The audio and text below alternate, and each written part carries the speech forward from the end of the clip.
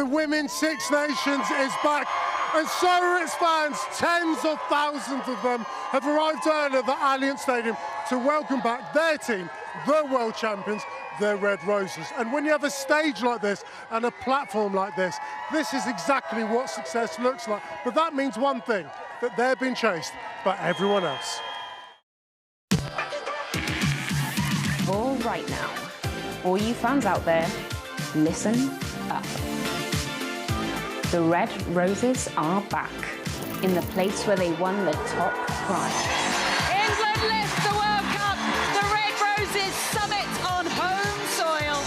Undefeated in 33 games. That needs them a target. A fourth Grand Slam in a row. A seventh title in a row. The first to have a shot at them are the Irish, with last year's player of the tournament. Chance for Wafer! The Welsh are eager. They've got a point to prove. Goal by Kate Williams! First for them are the Scots, who are full of promise. From McGee to win it for Scotland! The Azzurri are on the rise. They'll be looking for more scalps. Game, set and match, the Italians. The other Blues came so close last time around. Joanna Grisey gives France a shot at the Six Nations title. This year, they'll want payback. It's been knocked on by Kewa. England win the Grand Slam. Bring on the action. There's nowhere to hide. John Mitchell's side, who on a 33-game winning run are chasing 8 straight Six Nations title and a 5th consecutive Grand Slam. This is a much-changed side from the one that beat Canada in the World Cup final. The side are led by their new captain, Meg Jones, and Helena Rowland, who has played for her country in every backline position other than scrum half, as one of the 8 changes to the starting team that won England's first World Cup in 11 years. There are 6 changes to the starting 15 that lost to France in the World Cup quarter-final. Erin King leads Ireland for the first time, and the 22-year-old plays her first test for a year since suffering a knee injury against England in last year's Six Nations. The 2025 player of the tournament, Aoife Wafer, starts at number 8, and she has been starring for Harlequins in the PWR in the recent months. Cleaner Maloney McDonald becomes the 16th Ireland woman player to reach half-century of appearances in green.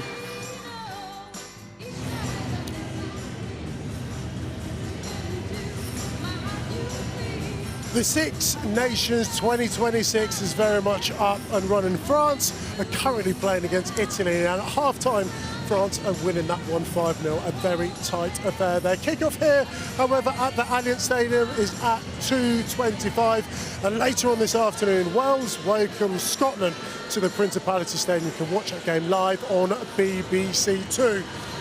Well, we've got a gorgeous view here of the Allianz Stadium, Twickenham. We find ourselves in the centre of the pitch, and a huge game desires and needs a massive cast. We certainly had that 3 World Cup winners, Maggie Alfonte, Ruby Tui, and yourself, Zoe Stratford. Zoe, we've got to start by just saying congratulations, because it was a couple of weeks ago that you announced your pregnancy. How are you, and how's the bump? Yeah, I'm amazing. It's incredible to be here on this occasion. Definitely on the other side. A little bit of FOMO of the girls walking in, now warming up. But yeah, it's actually quite a nice feeling to get the sense of being a little bit of a fan, getting to be on the other side of it and just enjoying this incredible occasion. I think the last time I was stood here on this pitch, we were lifting a World Cup.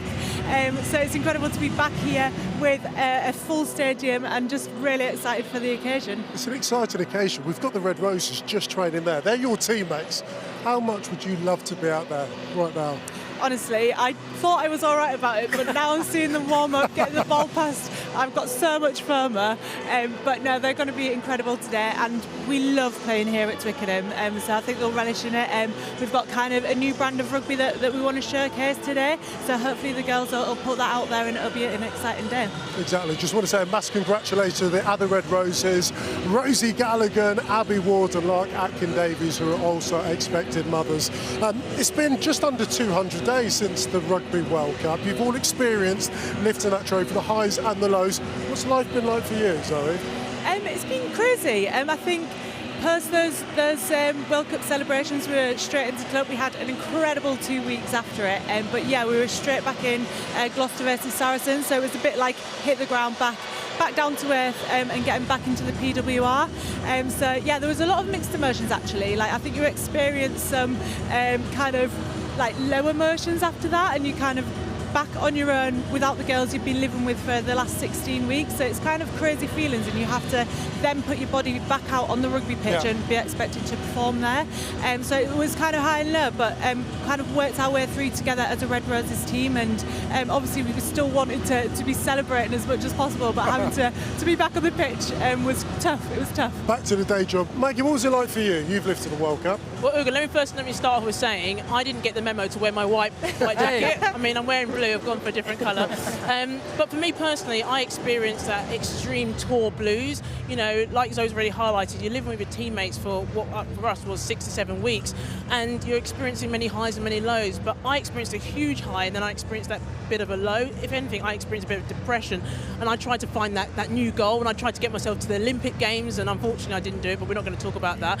But you know what it's like, you have different experiences, but for me it was positive, but at the same time there were some negative bits. How about you, Ruby? Yeah, well, I did the Olympics first, so then, if you do it the other way around. Humble flex. No, look, I think what you guys are saying is so relevant, and what I loved is that the Red Roses were open about those conversations. You know, as friends, we talked to them, but they were open on podcasts and media as well about post-tour blues. And I know in hindsight, I think the girls would all agree they could have had a break for longer.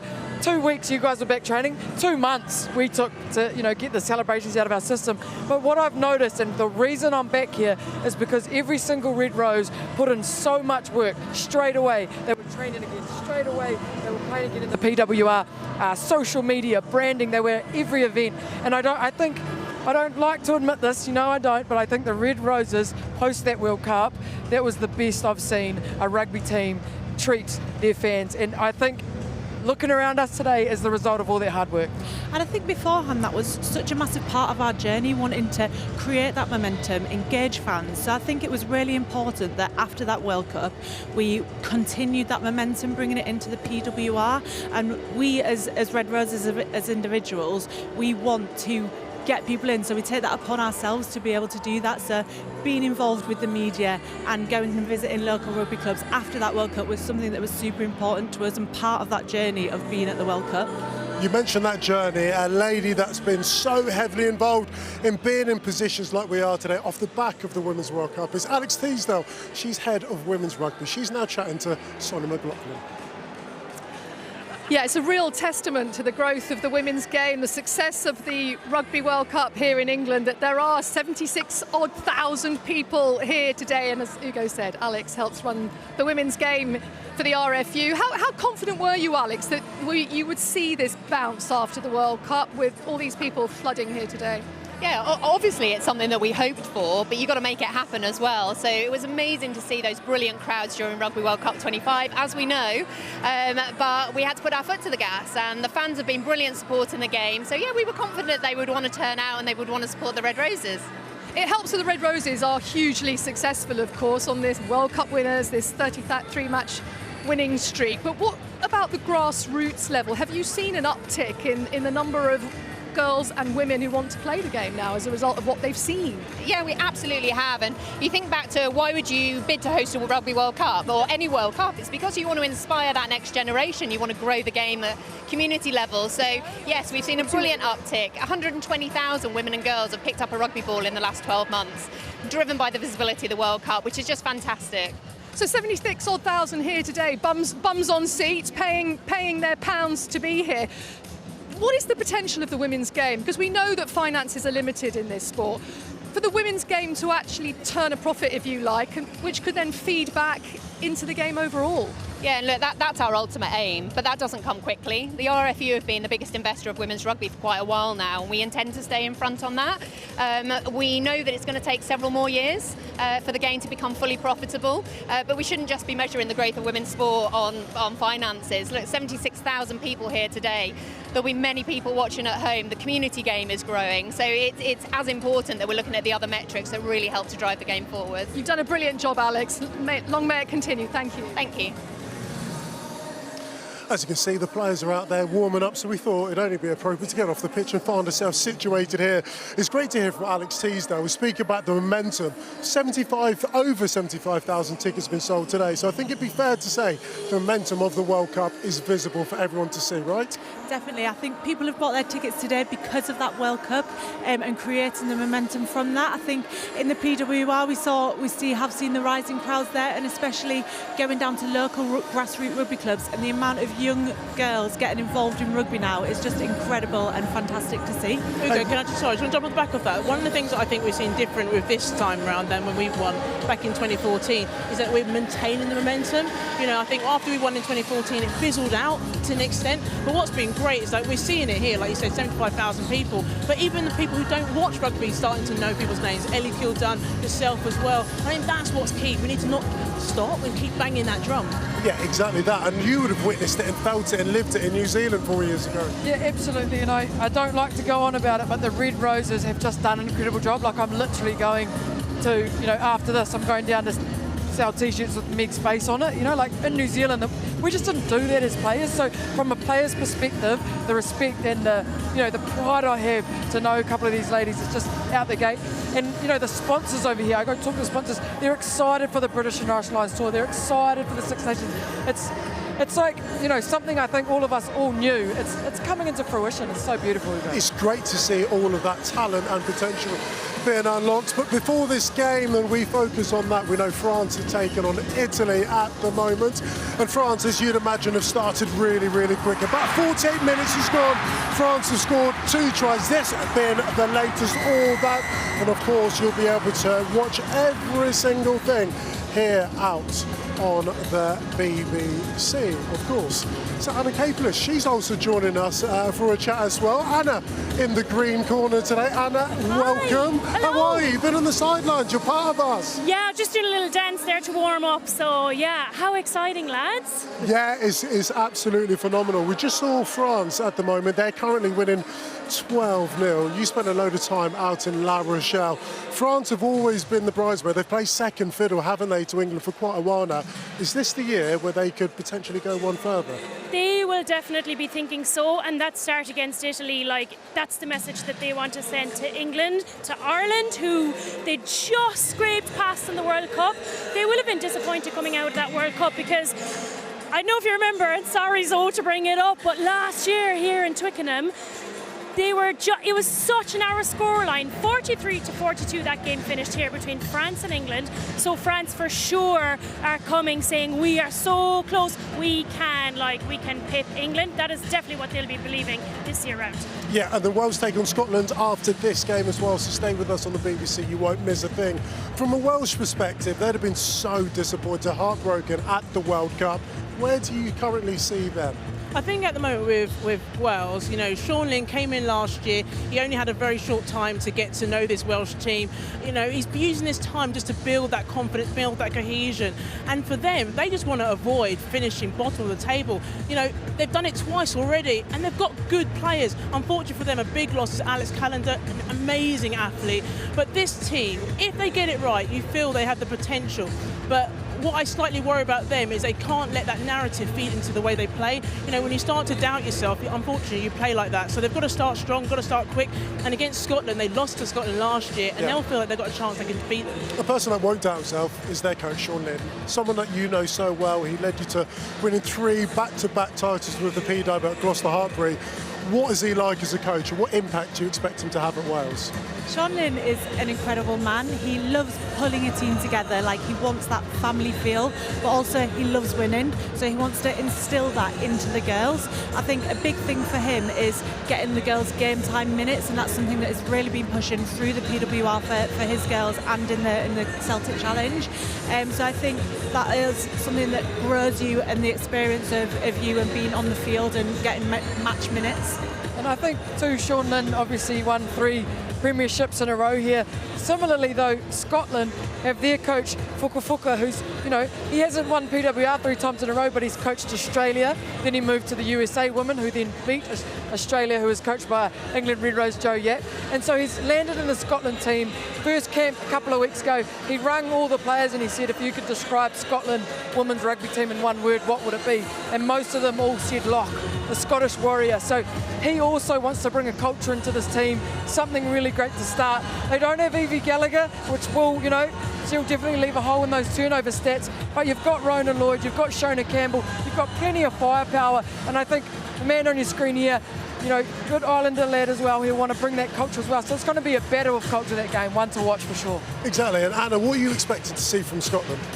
Well, again, quarter finalists in the World Cup, huge energy. You're right, Ruby, they love it so much. That doesn't surprise me one bit that that's what they all said they love. And any bit of media that they do, they're like, we love being Scottish, being from Scotland and representing what that means. So for them, they just want to get it right, and they want to, they want to be winning. They'll be targeting again that last game, Ireland versus Ireland in the Aviva Stadium in Dublin. They'll have their eye on that one because they've been able to spoil an Irish party many times before. So they love it, and they just want to do the jerseys so proud.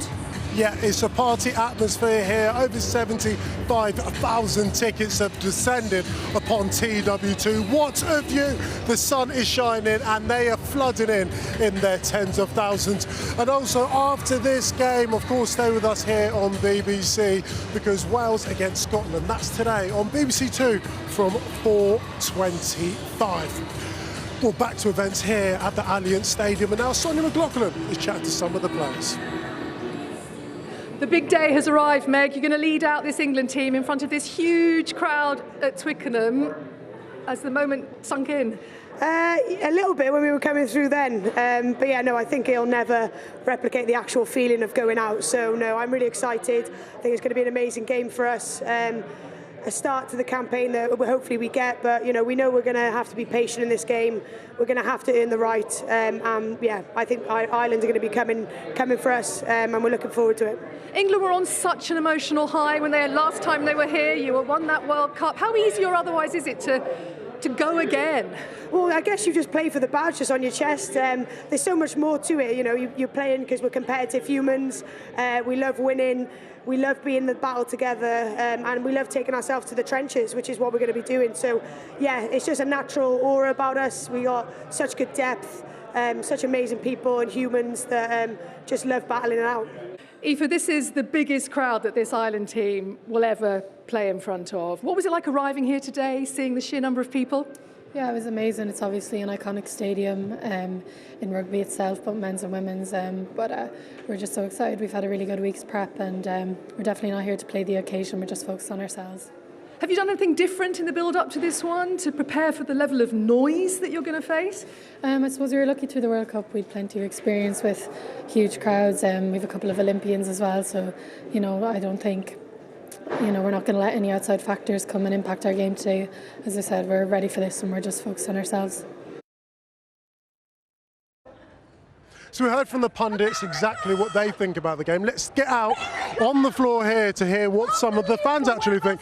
Today's an amazing day. The sun is shining. It's the start of the Women's Six Nations. How much are you looking forward to it? Oh, immensely. We bought this well before Christmas, so it's going to be a great day. It is going to be a great day. Who are you most looking forward to seeing today? Aoife Wafer and Lucy Packer. Incredible plays, both of them. I hope you have a magical day. I think it's fairly obvious who you guys are supporting. Come on, Ireland! How hopeful are you for a decent result today? Very, very hopeful. The girls will do it today. Yeah. They certainly will. They certainly should do. They had a cracking World Cup, didn't they? Disappointment right to the end, robbed. But today we're looking for a different ending, aren't we? Of course we are, and we're going to do it. We're going to do it. A huge amount of optimism here. I'm just going to grab another word. Who are you looking forward to seeing today? Ellie Kildon. Ellie Kildon. I tell you what, there's big name players, there's a huge amount of optimism, and the sun is shining. Great to be out here in and amongst all the fans. Now let's hear from the Ireland head coach, Scott Beeman, who's chatting to Sonia. Scott, Ireland have made huge progress since you took over. Third in this championship for the last 2 years in a row. You've got that win against the All Blacks. I'm going to say that again, it's Black Ferns. Oh dear, Sonia, put your brain in gear here. I do apologise. That's all right. It's one of those mornings. Scott, this Ireland team have made huge progress since you took over. Third in the Six Nations the last 2 years in a row. You've got that win against the Black Ferns. What's the target this time around? People always want hard targets, don't they? Very, very simply, we want to keep moving our game forward. The trajectory was pretty steep, and we want to keep that going. I think we've developed momentum through the World Cup, the previous Six Nations, but that's still on the back of only winning two matches in each competition. So we're transferring training into performances, next pieces, performances into more results. We've got 3 home games. Clearly, we've got to go after those, and we've got to go after closing the gap on the top 2 being England and France. Cleona Maloney, she was overlooked for a couple of years by Ireland, but here she is today, not just starting, but winning her 50th cap. How impressive is that from her? Look, she's since we got her back in, and what's in the past is in the past. Her level of intensity, physicality, and brings a bit of edge. I'll go quite a long way back with Clee, and she's always had moments on a pitch, which rugby being a contact and collision sport, you need. She's undoubtedly one of the best scrummaging hookers in the world, and we think she's got the game to handle the occasion and the opposition. Not just handle them, to get them under pressure today. Well, Ireland, 6 months on from their heartbreaking loss to France in the World Cup quarter-finals, are now ready to take on the world champions. What? With the help of last year's player of the tournament.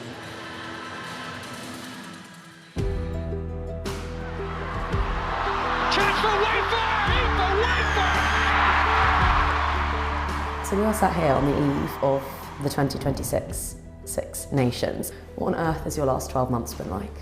It's been full of ups and downs, going from the heights of being first Irish person and youngest player to win that Player of the Championship, to then rupturing an MCL and having a World Cup kind of hanging the balance. It's not the nicest of feelings, and that uncertainty is something that you have to kind of battle with at that time. But then to get back and have the honour of representing your country in a World Cup, it's incredibly special. And to run out with the girls to sing the anthem in a World Cup quarter-final, and then you lose to France, and yeah, it's heartbreak all over again, I guess. It's been a crazy few months. So take us back to Sandy Park. It's a quarter-final, it's knockout rugby either. How are the nerves? Yeah, grand actually, yeah. When I'm coming back from an injury, it's never being back and ready to play, it's being back and ready to perform, because like if you can't be the best version of you, then there's better people that should be on the pitch. Standing in that tunnel, like I don't think it was necessarily nerves, I think it was excitement of being able to run out, and I think 6-year-old Aoife inside of me was probably screaming and being like, wow, like this is about to happen, where you get the task of trying to do something absolutely insane, of beating the French and going to a semi-final. We talk in rugby a lot about athletes putting their bodies on the line. Was that a no-brainer, pushing on through the pain of all of that? I suppose in a World Cup quarter-final you do anything to win. I knew the risk of what it would be if I stood on the field and tried to play, because only a few weeks earlier I couldn't even walk without strapping or without some sort of support on my knee. That's just the love of the game, I guess, isn't it? And wanting to be the best for the country, and to, I suppose, try do something extremely special for the country. And it still lives with me now that we didn't achieve what we wanted to. You come home from that World Cup and everyone's congratulating you, and it's a really tough feeling to, I guess, wrestle with, because it's like, why are you congratulating me? Like we lost the quarter-final, we didn't do what we wanted to do, but at the end of the day they're congratulating us because they're proud of us. You owe England a couple of lumps, I suspect, after what happened here 2 years ago, but it feels as though you're in an unrecognisable place as a group from that point. Yeah, like that 2 years ago feels like absolutely ages ago. It's an afternoon that Ireland will want to forget. England 88, Ireland 10. We are in a completely different spot to that 2 years ago. I think it'll be an interesting fixture, because I suppose they're now World Cup champions, and we get first shot at kind of, I guess, throwing first punches. So yeah, no, it'll be an interesting game, but yeah, what a game to start off with. She's some player and that's some sight. And Maggie, this is the team to take on England. Thoughts? I really like this selection. I mean, it's got a good mix of experience and youth. It's a team that means business with the likes of Stacey Flood, Eva Higgins. You know, these are good players. But the player you need to watch out for, she's on the bench. You can't necessarily see her name fully there. But it's Eilish Cahill. She's an absolute unit, a prop, and she's going to want to make sure that she can throw a punch against England. But I love to see the fact that they've got players that really want to have a go. And as we've seen from Eva Wafer there, you know, they do believe that they can beat England. They certainly do believe they can beat England. You may have noticed actually that Anna Capeless and Ruby too are no longer with them. We have sent them out onto the pitch. We could be absolute carnage. They're down the island end just checking in how they're getting ready ahead of this game. Yeah, here we are next to the pitch. We're having to joining in the warm-up, but Ruby, we're just listening to Aoife chat there about the huge journey that she's been on. She is the reigning player of the championship, right? And she actually didn't even feature in Ireland's final game, so she only played 4 of those games last year and 1 player of the championship. She is stats crazy. She has just joined this season, or just earlier this season, Harlequins across the road, my old stomping ground. She's not too far from her new home here. I'm expecting massive things from her today. We're like, the sun is out, there's how many thousands of fans here. I was pinching myself after the World Cup, but this is real, Ruby. This is real, and I love what Aoife Wafer said. It got me going. She said, we get the first shot at the world champs, at the new world champs. So she's here, she's ready, and we do talk about her a lot, but she deserves it. Top carries. Ireland last tournament had 8.6 turnovers, which was the most out of all the teams, and she was a massive, massive reason why. Breakdowns, they take complete control of it at the World Cup. They slow down other people's ruck the most. As an outside back, of course, I'm looking out for Flood. I'm looking out for Parsons tearing up the sideline here. We know Ireland are a first half team, so you must watch this first half closely. And Clee Maloney-McDonald, 50th cap at a nearly sold out stadium. Like, what an amazing occasion this is for Ireland. I don't know about you, but should we go grab our boots, mate? Well, I'm actually just getting ready to dance it off here, so back to you guys. I'll tell you what, I hope Ireland played better than Anna's dancer. That was awful. But anyway, we love you still. We love you still. Maggie, what does success look like for Ireland, the Six Nations? I would say for Ireland, look, they've finished 3rd many times, and actually success for them would be beating more than 2 teams. So they beat Italy and Wales last year, but they've got the potential to beat the big teams. You know, they pushed France incredibly close in round 1. You know, they lost to Scotland. This is a side that has the potential and the good players. So I'd say for success for Scott Beeman and his team is to actually come out and show what they're capable of doing. You know, in the World Cup, they were great. They didn't play well, you know, against New Zealand, but they were outstanding against France, and then they lost. So this is a side that if they can look to their potential, you feel that they can really progress. I think they've got the potential to come second. I think they could beat France. They've just got to show the belief and put it in there, because Scott Beeman is really changing that mindset, that attitude that these players can do it. And Aoife Wafer spoke about it. You know, they believe in themselves, so they've just got to show it. A person has a huge amount of belief. Ireland have a new captain in Erin King. Today's a huge day for her, it's a huge day for everyone, but what difference does it make? I mean, you know, being the captain, having to lead in a slightly different way. Yeah, I think Erin has been described as kind of obsessive with her training and really a lead by example captain. So I think that's kind of how Ireland will want to play, being led by that person who's going to be an example, going to put their body on the line for this team. And I think that'll be the new Ireland that we are seeing, given that 8-minute performance, always going after more and more and more and creating that momentum. Exactly that. We're now being joined by Anna as well as Ruby. Thank you so much. That was brilliant out there. You're welcome. I wasn't sure was this my microphone dropping out, but were you making fun of my dance move? It was awful.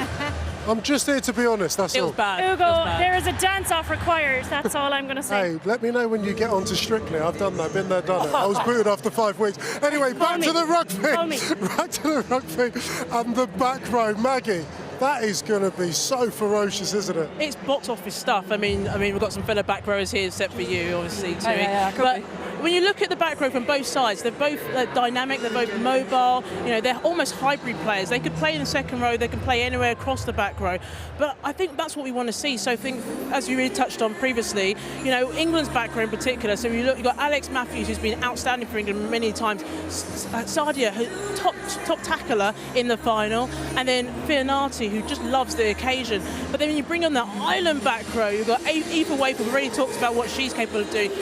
beats defenders like they're not in there. And then you've got Brittany Hogan, an absolutely outstanding athlete who plays 6 or 8. And Erin King, you know, you've really touched on it, Zoe. She's just come back from injury. It's been years since she's been out with an ACL injury. So both sets of back rows will want to show their business, especially at the breakdown. And I expect them to put in a big defence, because Ireland in particular, last time they played against England, defence was quite poor, missed 39 tackles, and I think the back row will have a big say to it. You're right, Maggie, and just to add about Erin King there, like, she's the new captain. She hasn't played in a year and she's been brought in as captain, you know, to lead them into the new era. Just goes to show, from a player who missed the really great World Cup campaign, how much work she's been putting in behind the scenes. They've so much respect for her, the player group. I'm really excited for her, the back row in general, but I want a real spark from her today, her first leadership, like leading them by example. Will she be undercooked? No. Let's wait and find out. We will find out very, very soon, because as I've mentioned so many times, over 75,000 people are packed into the Allianz Stadium. They are super excited to see some of their stars as England against Ireland go head-to-head in the Women's Six Nations. So now, just to remind you and keep you up to date with the England team news, there are 8 changes from the starting 15 that beat Canada in the 2025 World Cup final. Helen Rowland starts the centre for the first time since 2024, and her captain, Partners Jones, is one of the other midfield for the first time. Holly Aitchison and Lucy Packer start together at half-back for the second time since 2023, and Claudia Maloney-McDonald starts on the wing and is facing her partner, Kalina Maloney-McDonald, for the first time. It's a fully stacked team, and that's exactly how we love it. And I'm thrilled to say that we are joined by the England head coach, John Mitchell. Good afternoon, how are you? Very good, thank you. Hello, girls. How good is it to be alongside Zoe? We've spoken so much about the games. She's looking pretty sharp, eh? She's looking great, and she's doing a wonderful job, as are you. What's it been like the last couple of weeks, having the girls come back into camp fully focused ahead of what should be a brilliant opener to the Women's Six Nations? New team, new start, new learnings. I think the freshness of the new girls has brought an enormous amount of energy.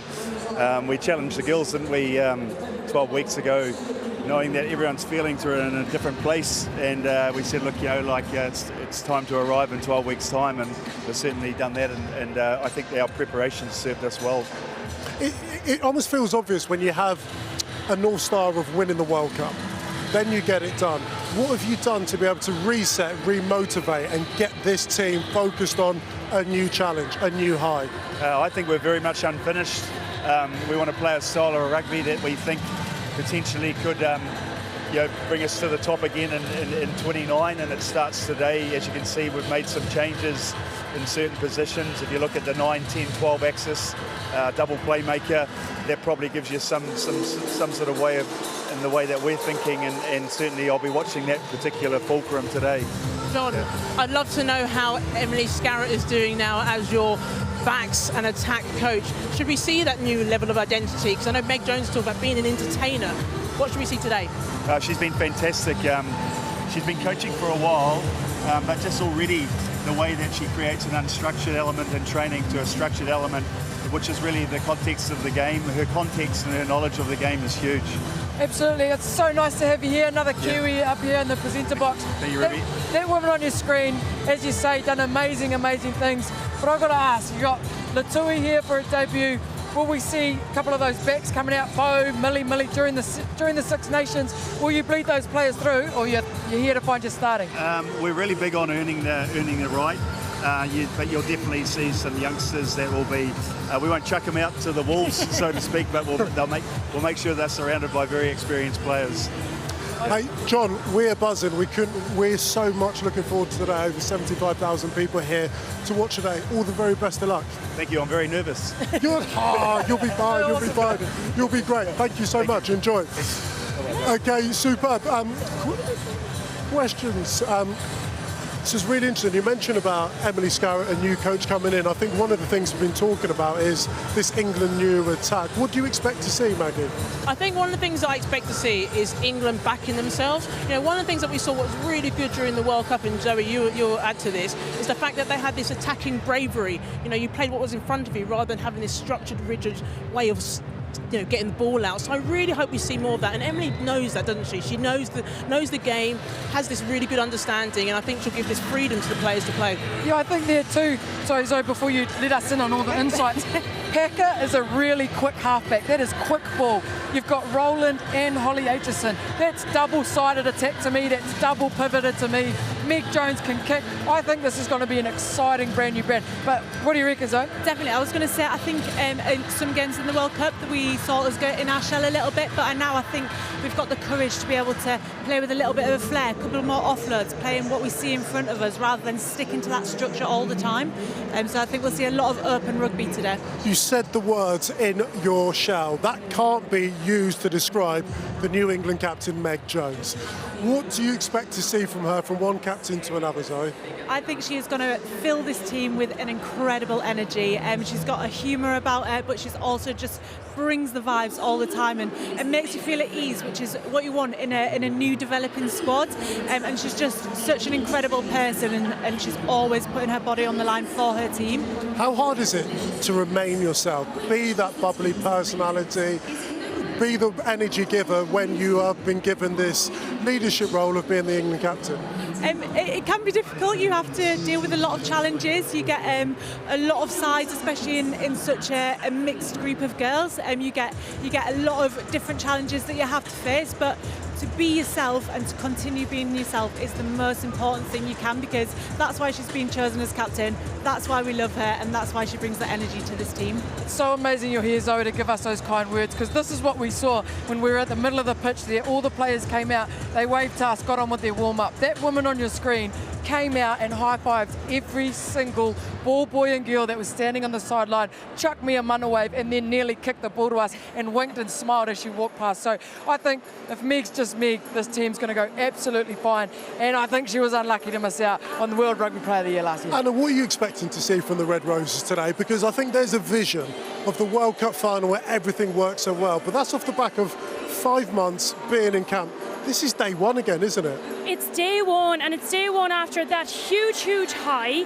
But everyone's gone back to their own teams now, so they've all got, you've got to go in, relearn your calls, line-outs, backs moves, things, moves around the pitch in open play. You've got to fine-tune that again now that they're back together. I know they're world champions, but they still have, a full-time job with their clubs as well. So I think if Ireland are going to sniff out something today, which is, it's a worry when you're listening to all of your input on how great England are. Where can Ireland find an in? What are they going to look for? So if we look at, again, Rubes, I know you love your stats, but Ireland had some of the highest turnover count last season, offloads.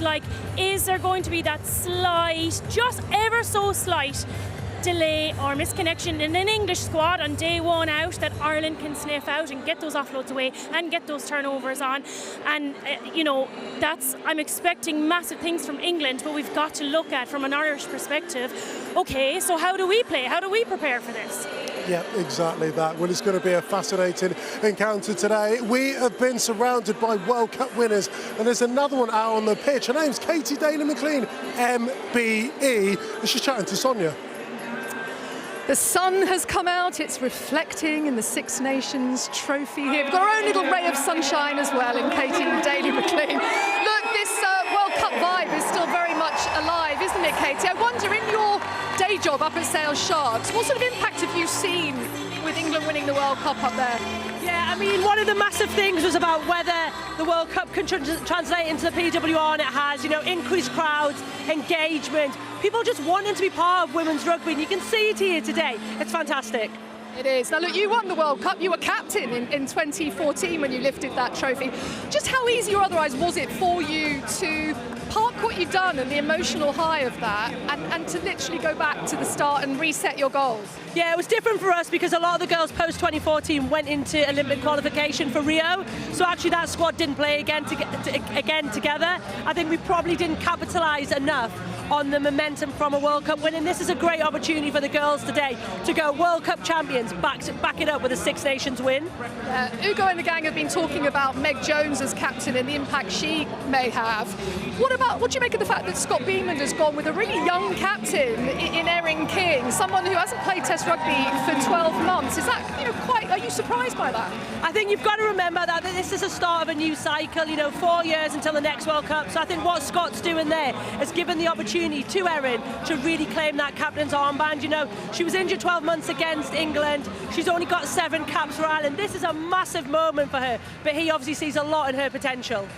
She does. That trophy looks rather lovely, doesn't it? Give me a great glow. Should we stay and get we can stay and get a selfie with it. It's rather lovely. Thanks, Katie. Oh, thank you very much. Well, there's one name we haven't mentioned yet. In the world of Galaxy of Superstars, there's one name that stood out above the rest. She's even got a Barbie named after her. Earlier on in the week, we caught up with the one and only England's poster girl, Ellie Kildunn.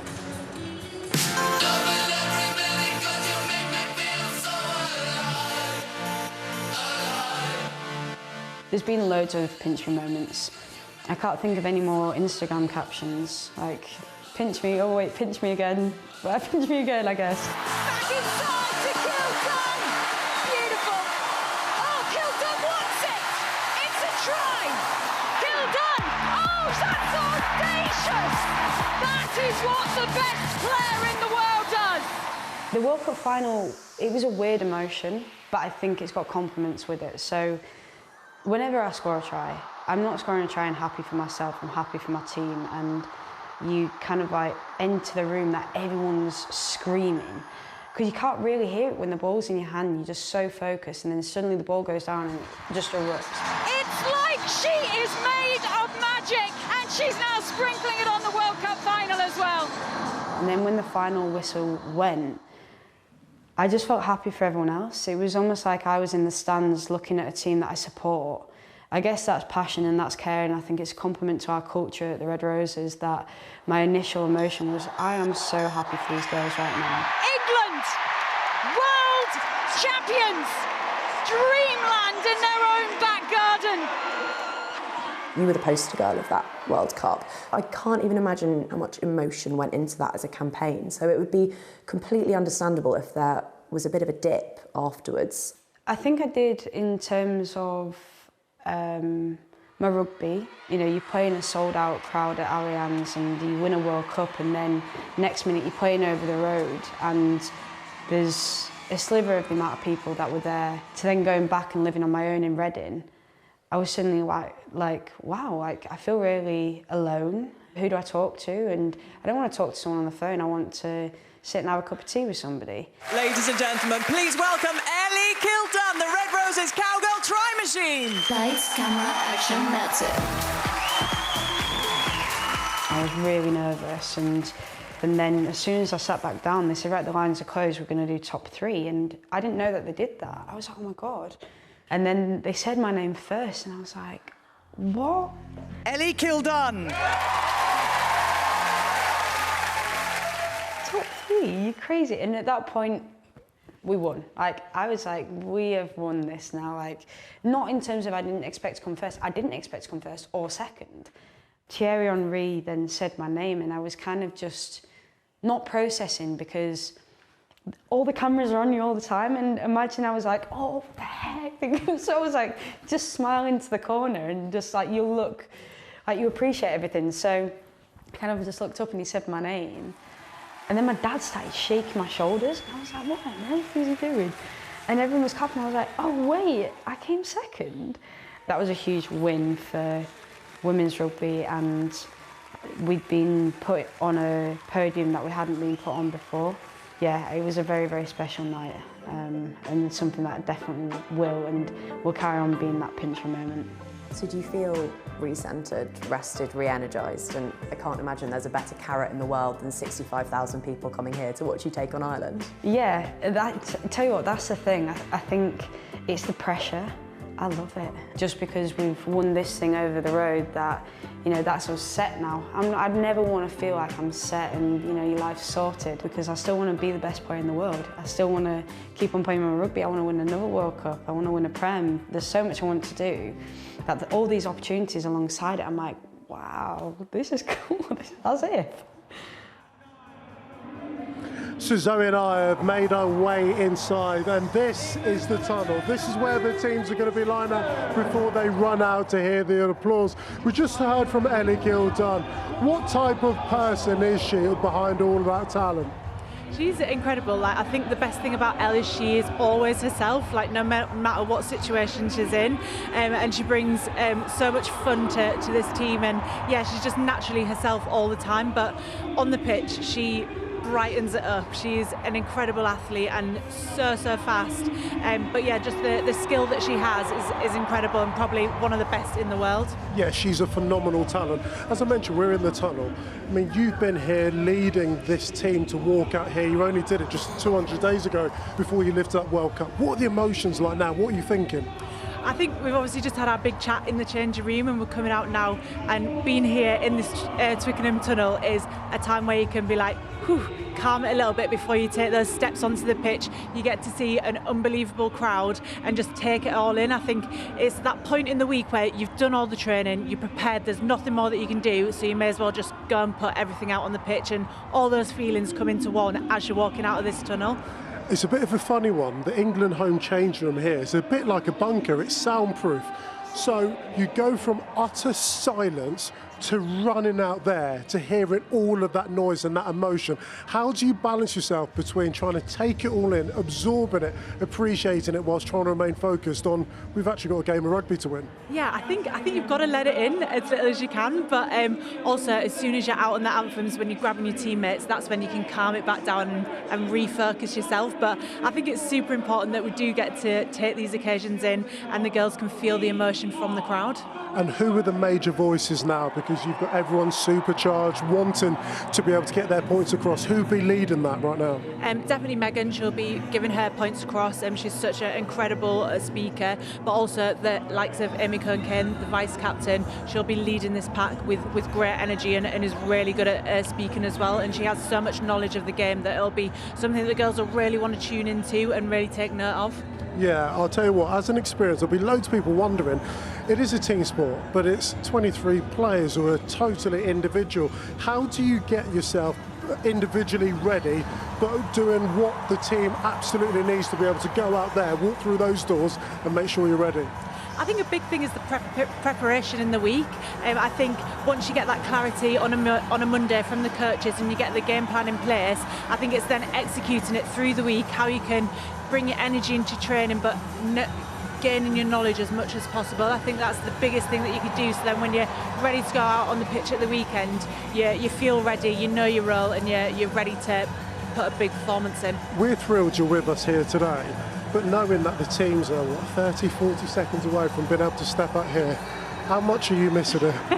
I am actually really missing it. I can't believe I'm stood in the tunnel right now. I'm probably going to run out with them. But yeah, it's wild. It's absolutely incredible. I used to love being here alongside your teammates, because whilst there's so many people out there wanting you to do well, you absolutely know, and that level of trust, that you're the only person that can affect your destiny today. That's quite a powerful emotion, isn't it? Yeah, definitely. I think that's what it's about, putting an international shirt on. You want to be at your absolute best, like for the team around you, but also for yourself and for the people out in the crowd watching you. And it's what you train for. It's what you put the intent every single day in for the moments like these. We're loving it. We're loving the atmosphere. We're loving the fact that over 75,000 people have been here today, or will be here today. How much can you enjoy a day like today, as we see the Ireland team just behind us? Yeah, I think it's really important that I can enjoy this day. It's really nice being on the other side of it. So seeing the girls lined up now, ready to run out, is incredible. I'm absolutely buzzing for them. What type of player were you? Were you one that looked across, tried to eyeball your opponent, or were you just eyes to the front, remaining focused? I was definitely eyes on the prize, ready to run out. Yeah. Stunning. Well, it's time now. The players are here. Meg Jones is ready. Everyone is ready. The stage has been set. So it's time now for us to head up to commentary and join Anna Capelis, Kate Dana McLean. But first, Sarah Orchard. Here we go. 50 caps is special for any player, but for Ireland's cleaner Maloney McDonald, it is a testament to patience, perseverance and fight. It is so well deserved. She is hugely popular as she comes out, but here is everyone else. New captains for England and Ireland as they walk out at the Allianz.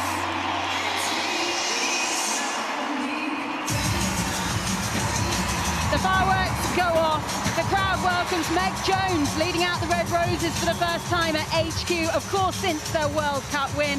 You've also got Erin King, the new Irish skipper, only 22 years old, and on just her 8th cap. What a proud occasion for her and her family.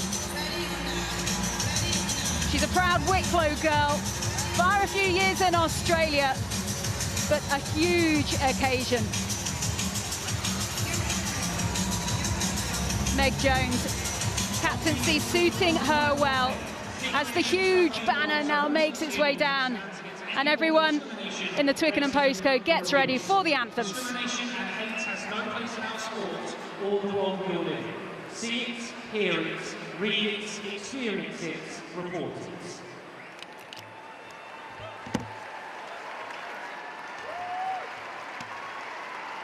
Please be upstanding, if possible, for Ireland's Call, performed by Saoirse Kavanagh.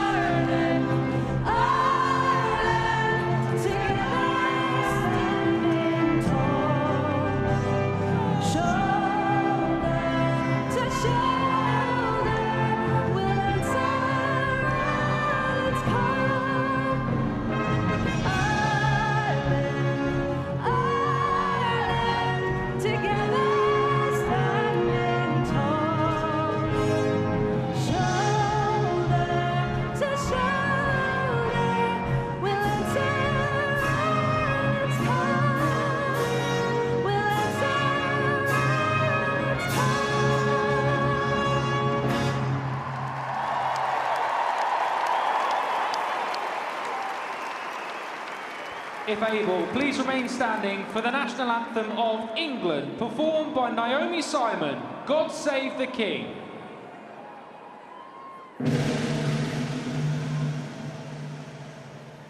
God save our gracious King, long live our noble King, God save the King.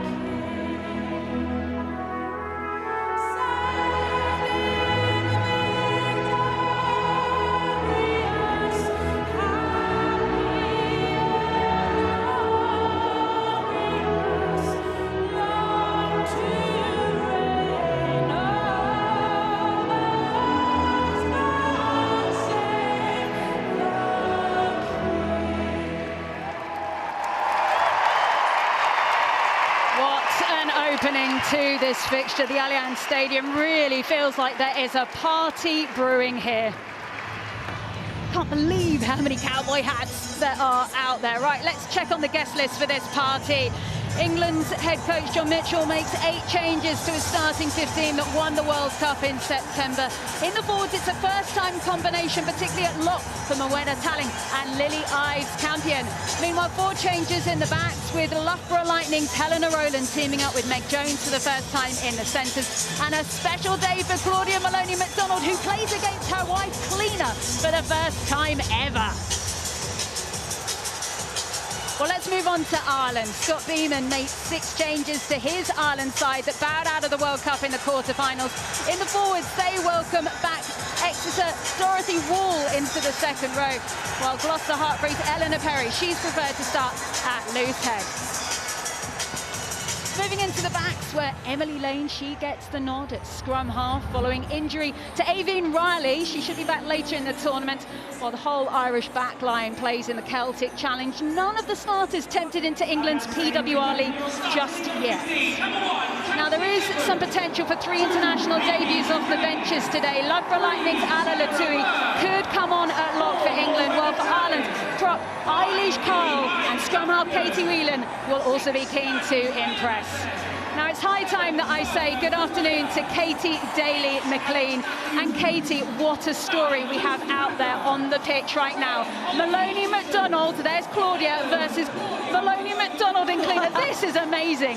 Yeah, look, I think we talk about how unique women's rugby is, and this is probably one of the best examples of it. I think we talk about Claudia and the physicality. Cleaner's just the same, but the backstory of Cleaner Maloney getting 50 caps today, playing against our wife at Twickenham, 75,000 people and the sunshine, and what more could a girl want? And our wife there, our referee I should say, there's too many wives out there, our referee today, Clara Monarini of Italy.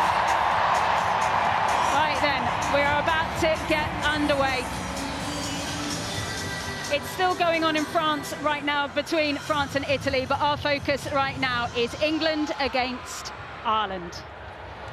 The world champions against 5th in the world. And it is England's Holly Aitchison of Sale Sharks who gets us underway. English and Irish accounts are officially open in the 2026 Women's Six Nations. And a slight fumble there from the start there by Ireland, giving England a lovely set piece. Yeah, it's tough, isn't it, when you've had such the build-up you've had to the game. You want to be able to start well, and they'll be frustrated with that, but big opportunity for a scrum here. You see Brittany Hogan just getting in front of, I think, it's Higgins, isn't it, coming across. Technically Higgins should take it because she's the player behind, but yeah, it's a tough one when you've got an England scrum like this to face. Going to be very interesting, these two set pieces. You do get a feeling maybe Ireland might be targeting this area in particular for England. You can see there, they've got the edge when it comes to weight. And that's been held well as the ball comes away through Packer, then Rowland. Aitchison with the long pass out wide. Not taken cleanly there by England. Was it knocked on? Referee says no, Irish ball. Comes back then to O'Brien. Covering in the backfield, Aitchison.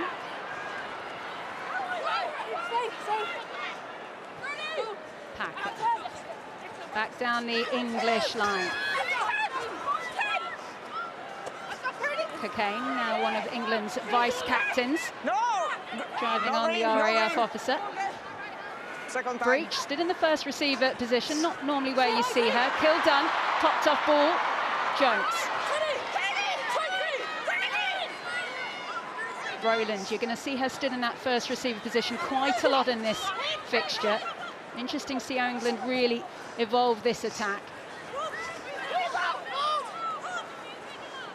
Back now to a crossfield kick coming in there by Holly Aitchison. Really nicely read on the tiptoes there of Stacey Flood. And Anna Capelis, welcome up to commentary, as Ireland have dealt with that storm nicely.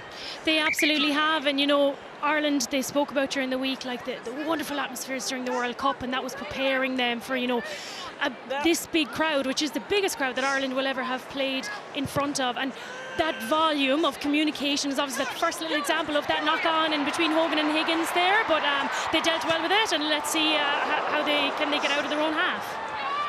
Well, Ellie Kildunn there on the ball, just push the ball off to the left-hand side of the field. Nice idea, Katie, execution just not quite there. Yeah, the space is definitely there, and it's going to be interesting how England feel their way into this game, what Ireland do with their backfield. You know, lots of kicking threats across the whole of that England backline. So do you put your players in the backfield and give them space to run into, or do you try and squeeze England, make them play? And at the moment, making England overplay. Irish line-out really nicely taken in the air there by Captain King. O'Brien pushes out to Higgins. Lovely pass, Flood offering herself. She's got Elms Kinlan with her as well if wanted. Can't get that pass away. So strong in the tackle to hold that ball. O'Brien looks up, finds Hogan. First real Irish attack, and over the gain line, stolen, taken by Hogan, who's held the ball. Kildunn with the vital tackle. and over the top of that ball went Maddie Feanati to win a vital penalty. It's a great carry by Brittany Hogan there. Doesn't look like the tackle has been complete, so she's just come out the other end of it. But a really good turnover by Maddie Feanati. You know, you might think, you know, after that initial knock-on that we just spoke about a minute, that it might be, oh no, is this going to be a really nervy day for Ireland? Just know with these players, Eve Higgins, Brittany Hogan, that's not going to faze them. In the past it would have, and Ireland are here to play and they're here to perform, and Brittany Hogan straight away out the gap, eating up the ground and Twickenham. That's what she's been thinking about all week. This is a lovely little break as well, because they get into the edge channel, they get to that 5 metre channel really easily. That'll be something Jess Breach won't want to see again, that missed tackle. Cocaine finds Ives Campion in the air. Aitchison, Feanati.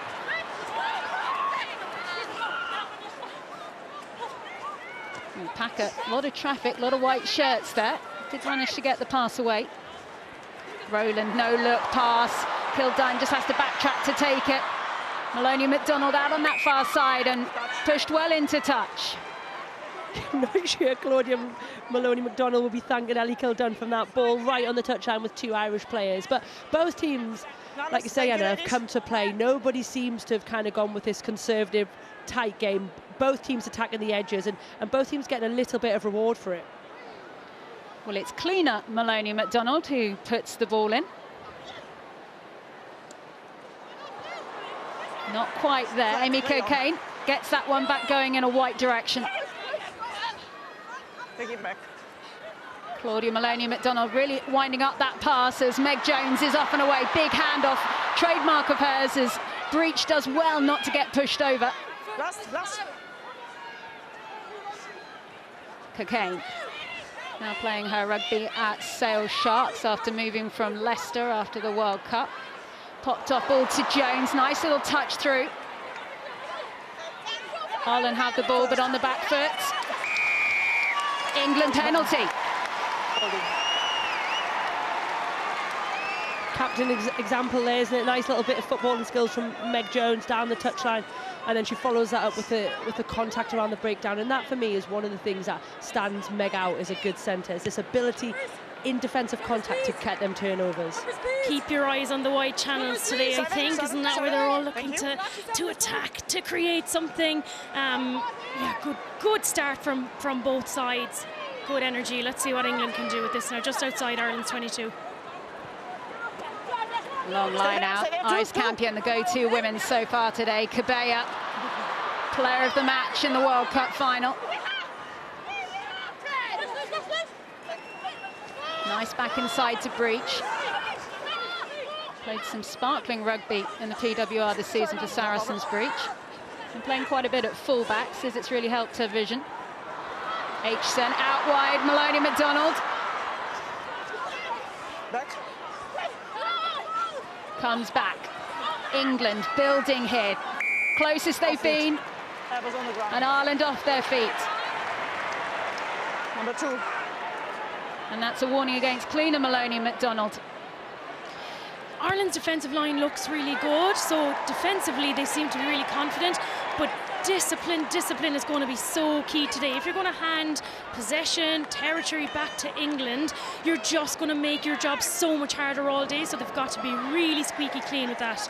Ives Campion again into the air. We know what's coming. Cabert at the back. Now Cocaine arrives. The whole of the Allianz Stadium is pushing England over.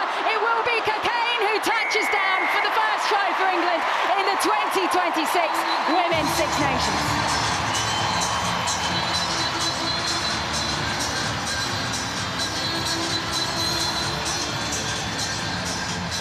The party is picking up exactly where it left off, Katie.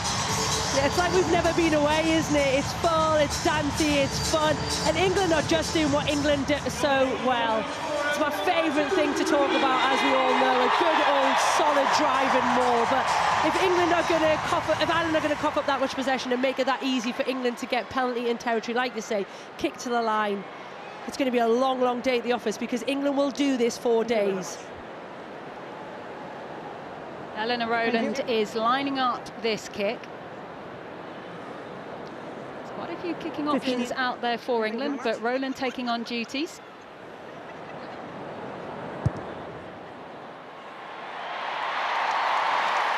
flags are flying. She plays a lot of fly half when she's at her club side, Loughborough Lightning, but Helena Rowling had to say she can do everything. She can. She's a very, very good goal kicker. You know, you've also got Meg Jones on there and Holly Aitchison who can all goal kick. So England have got a lot of competent kickers, but like you say, this interplay between 10 and 12, Holly and Helena, I think we will see going through this tournament. Now you might spot there has been a little change there for England. Maddie Fairnarty is off with an HIA at the moment, so you will see the number 20 shirt out there with Abby Burton onto the field. England from the restart. Big pass from Aitchison to Rowland. Now Jones, Kildun. Breach, down the right wing. Again, she is so good at ensuring that she stays just inside that whitewash, and the attack continues. Ooh, over the top, that was Ireland. They just couldn't quite hold their feet. Jones. Clifford wanted to offer. Really nice steal there on the floor. Wafer. It was this match back in 2024 that really announced Aoife Wafer onto the international stage. Number 1.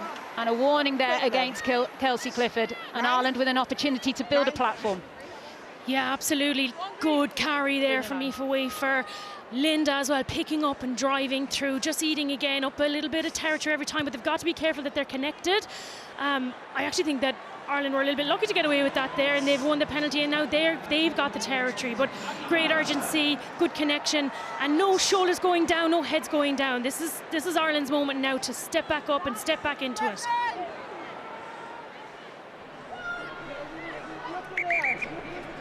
Off. Listen to the ref. Here. Ireland here. Okay, well, the officials just want to make sure everyone is exactly where they want to be. I don't know if they're going to get out a ruler soon, but let's make sure they're there now. Definitely not a metre, though, is there? No, there's never a metre, Katie. Never. Right, Ireland get that one. It's well stopped by England, though. That's not gone anywhere. Collected by Lane. Wall. Another one of the Irish players who missed out on that World Cup with injury. Delighted that she's back. Here comes Dalton. She was actually named in the Six Nations Player of the Tournament in 2025. Higgins. Oh, she's just lost the ball there, Eve Higgins. She will be so frustrated with that one. Oh, absolutely she will. Just thinking about the pass before you've actually caught the ball. We've all been there. It's a really, just one of those kind of nervy things that you can do in a match. But actually putting together this little attack, the forward carries, and the offloads. Ireland had the highest offload count in the tournament last year, so they will look to use that. But again, they've got to be careful to support, because if there's no one there, like we've already seen, there can be turnovers straight away. So Ireland just got to be really closely linked up, really full of energy. As soon as you've given the ball, you're back up, you're back in it again. Set. Okay, they'll reset that one. Second. That little fumble there by Higgins was Ireland's third handling error of the fixture. So we are nearly 12 minutes in, and there's so much talk about them not being overwhelmed in the build-up to this fixture, but just flushing out those nerves in a big stadium like this, Katie. Yeah, 100%, but I think that's both sides. You know, we've seen Ellie Kildun put one straight out on the full. I think both sides are just feeling their way into the game. Yes, they've been in PWR, they've been in Celtic Challenge, they've been into camp, but there's nothing that gives you the same feeling as a full crowd and the opening game of the Six Nations. So I think this is exactly what we would have expected for the opening 20 minutes. Use the ball. Well, the ball got out of that scrum somehow, and the skipper Jones feeds Kildun. Cowboy to cowboy. As Maloney McDonald takes it up to the halfway. Such a scrap on the floor as Kildun tries to hack through. Somehow that stayed in play, and well dealt with down the right wing there by Flood. Aitchison is following that. Eventually she clears towards the right-hand side. That's going to end up with an Irish lineup.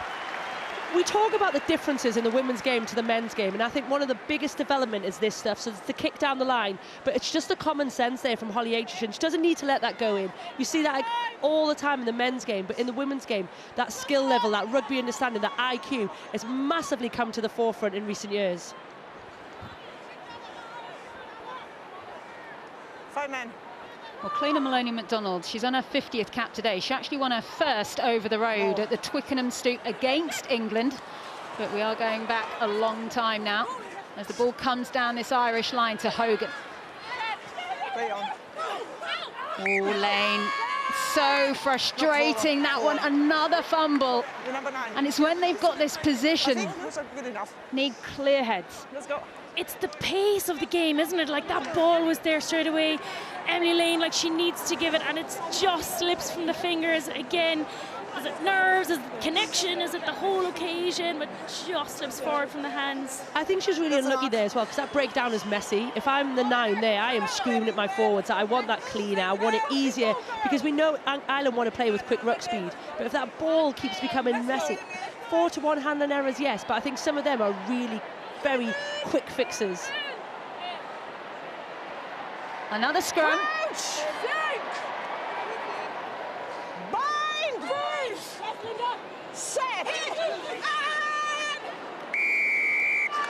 England penalty. A chance for them to clear, and Ireland will be frustrated. They really wanted to target that area. You can just see Elena Perry walking back there, having a chat with her fellow front rowers as Aitchison clears towards the left. And you think of that front row, Sarah, like, you know, you've got Elle Perry, Gloucester Harpery, Cleena Maloney, Exeter, and then Linda Njungang, who's Ireland's most capped player on the field now. Like, that's really experience. Like, they shouldn't be accepting these penalties. They've got to get that right now. Next scrum, they've got to get that right. Aitchison, Rowland, Matthews, Burton. But once again, huge hit going in there for Njungang on Ives Campion. Kildun. She's been really targeted, Ellie Kildun. You can tell that there are green shirts swarming around her every time she goes anywhere near that ball. Tally. England just stuck in a bit of porridge over there at the moment. They need to try and break through. That was nice to Maloney-McDonald, and she is off. The extra wing makes good ground, a lovely 20 metres. Ball is out. And Packett wants to go quickly. Not clean. Go 10. Go 10. Go 10. Oh, lucky for England there. I think England are really lucky. I think that's... Ireland were expecting a scrum there. Well, just to explain that, 15, play the 9. Lucy Packer wanted to go quickly there, sort of fell over Claudia Maloney-McDonald, but our referee today, Clara Minorini, has done her a favour by saying Ireland went back 10. This was the original pen. Yeah, I mean, you look at here, just coming right through the break. Again, it's hard, isn't it? Because the 9 is in the crossfire of that. Other than that, she can't touch her, but she is clearing the player. Again, I think it's a harsh penalty. Well, Burton went up for that one. And once again, Amy Cockayne has the ball exactly where England want it. But that one's not chucking along quite as nicely as it did before. They're going to have to play here, England. Aitchison. Ball comes away. It's loose. Kildun is there. She knows there are too many green shirts targeting her. Now to Breach. Big handoff. Still Jess Breach. Oh, that's strong back inside. No white shirt there. And they'll come back. Number 4, side entry. That was almost a very pretty picture for Jess Breach. Not quite there at the end. England with the pen. Yeah, I mean, it's hard, isn't it? Because you would argue that England are being quite loose with possession, but ultimately they're getting rewards for it. Oh, their ball's alive, they're keeping it, they're moving it, and yeah, it's interesting. Side entry number 4. It's been the thing with England for so long, though. You know, they don't have to perform at their best to win games, and like you can tell that they've had some time away from each other, and you know they're all coming back from different teams together. They're kind of overrunning balls. They're getting balls while they're standing a bit static. It's making them easy targets to tackle. But if they are going to do that, Ireland have to punish them. Good timing, play on. Well, that's a good defence of that line out from Ireland. And England push well back there. Packer just deciding if she was going to exploit down the left. But eventually she does come away. Huge tackle by Wafer on Packer. Harlequin on Harlequin. Forward once again. England ball picked up, driven forward by Sales Talling. Cabea is waiting, she wants it. It's Burton. Oh, they've gone back round towards the left. They think they're nearly there. Patience from England. It is over again. England scoring. The Allianz Stadium is dancing, and it's Sarah Byrne who's on the scoreboard. So good at that, Sarah Byrne, isn't she? She is so powerful, but the thing I love about it is how low she is. Keeps her chest over the ball, makes it so difficult for Ireland to get underneath. You can see Ireland trying to get in good position, but nobody is stopping her there. Nobody can get underneath her. It's a great finish by Sarah Byrne. It's really smart as well by Sarah Byrne, because she knows the post is there, so she knows that she split up those two defenders in front of her. Good try by Sarah Byrne.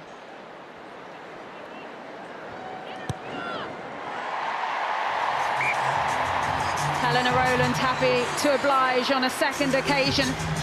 As the score now, England 14, Ireland 0. Not quite 20 minutes played, but certainly the Red Roses look like they're picking up where they left off in that World Cup final. Yeah, they're definitely starting to settle. I still think they're probably a little bit loose with possession. I'd like them just see to tighten up, go forward a bit. We're still a little bit lateral. I think for Ireland, though, they're in this game here. Look, it's 40-0. They've had no entries really into England's 22. They've had 28% of the territory, so in the possession. So big work-ons, but Ireland have to find a way to get into this game. We saw Maddie Fairnarty there on the sideline. Looks like she has passed her HIA and would like to resume as soon as possible. There. Backwards. Aitchison manages to regather the ball. Rowland takes it into contact. Take him back. Aitchison. Hold on. O'Brien. Kicked the leather off the ball in the World Cup, did O'Brien. And she gives the ball to Flood.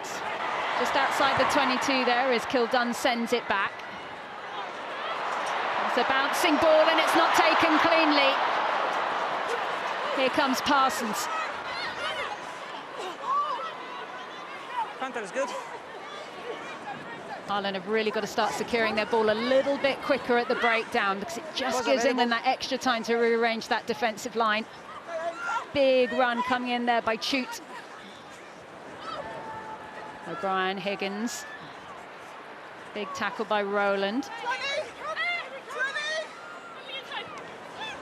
Snipe round the corner, but well read by England's Amy Cockayne. And it's the white shirts back on the ball. Try scorer Byrne.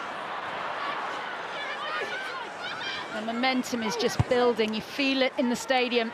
Box kick from Packer. Oh my goodness, what a kick. Even her own teammates are applauding that. If you ever need an example of how to manage a game there where you've got turnover possession, Moella Talon and Lucy Packer just did a big carry, set yourself a gain line, then get your head up and go find the backfield. And the execution on this from Lucy Packer, she does it day in, day out for Harlequins there. Inch perfect. Ireland now back in their 22 and have to defend. I think Ireland as well are maybe overcomplicating a bit. You know, they had a nice little attack set up outside here, ready to go. It looked as if there was a bit of space outside. And then that little pass inside, which was communicated really loudly. We even heard it on the ref's mic. That means that the English defence also heard it and got in there for the intercept. So just keep the ball, get through the phases a little bit. Yeah, I got the same. And they'll settle in a bit more. Just to know, just to be aware. John Mitchell on the right-hand side of your screen there, sat alongside Lewis Deacon on the left-hand side. He's the forwards coach for the Red Roses. Emily Scarrett, the newest addition, of course, to that Red Roses coaching setup, working on the attack with John Mitchell. I did ask John Mitchell if this is an Emily Scarrett attack or a John Mitchell attack. He told me it was an England attack designed by John Mitchell. Yeah, I'm not sure Emily Scarrett will be overly impressed with some of them passes in the midfield. Look, she is known for her attention to detail and her clarity in her accuracy. And I think probably at the moment it's one of the things lacking from England's game. So I'm going to say it's a John Mitchell attack as opposed to an Emily Scarrett attack. Well, the good news is that Eleanor Perry is good to carry on. It's actually her birthday tomorrow. Thank you. And we've been talking a lot about mums and bumps in the build-up to this Six Nations. Eleanor Perry, mum herself to little boy Bert.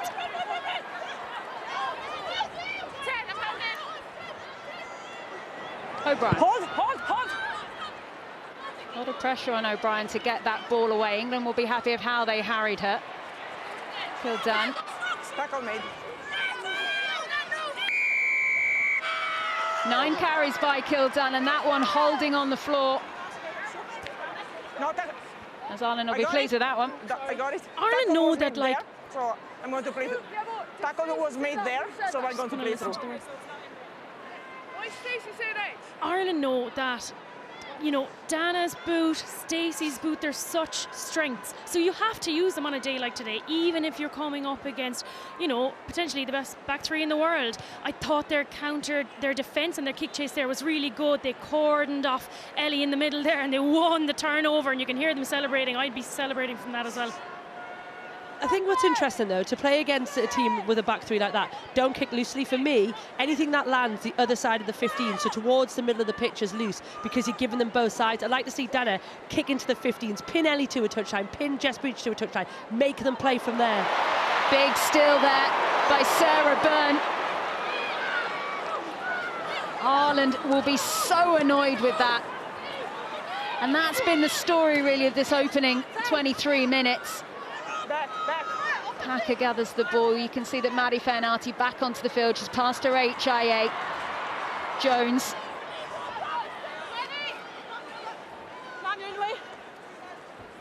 And Clifford was offering herself then. Knew that there were green shirts coming. Aitchison.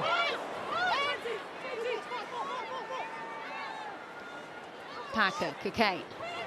Popped up on the shoulder. Byrne again. Leave it now. Clifford again, Saracens prop. Rowland, Breach. Melania McDonald looking for work. Maul. That's been told as a maul. I mean, her knee's down on the ground, but it's too late. Maul was for before. And Ireland get one. Everyone's looking at the ref there saying, what's it going to be, and the ball was just about to be popped out. It was really smart from Brittany Hogan. She spotted it. When there's a maul, just get on the ball and fall over, do whatever you can to stop the ball getting out. But as we look back at that line out, that's a couple of line out overthrows there from Ireland, and they've got such nice territory. They've got to nail that now. They've got to have a little chat and say, okay, what is going wrong, and get it right now. Because like you say, there's ball loose, couple of things from England now that Ireland, if they're not picking up on and capitalising on, they're going to spend the rest of the game down here. Look at that, by the 20th minute, England won all 6 lineouts, all 3 scrums. Any concerns around all those 4 pregnancies coming in the forwards? They're picking up that they have just given away a penalty at a scrum. Congratulations to all that Irish front row, smiles on their faces. That's good, send in more of those stats as a curse. Give us back some of the advantage. That's what happened there, I reckon. Not to take away from the great work of the Irish front row that we've just been talking about. Okay, this was the scrum. Overextended. Yep. Okay, I stay there. We see. We can see it was the English front row that went down there. I stay there. I think the penalty was being too long, wasn't it? So she needs to be feet underneath her as opposed to right behind her. Amy Cocaine there has had a little word with the ref. Can we please set the line out? I don't stay there. I don't want to do it again. Open the gap here, England. Ireland, please here. Really clear in her messaging. Here. And Amy Cocaine is just trying to tell her what's happening at scrum time, so we'll see now. She has another chat with her next time. So you need that 1 metre gap down that channel, and that is what the referee is trying to establish, as Ireland do get away with that ball from the line out. Dalton, battering ram, back this direction, Wall. More Irish players offering themselves. Higgins straightens. Slow ball coming. Don't touch the line.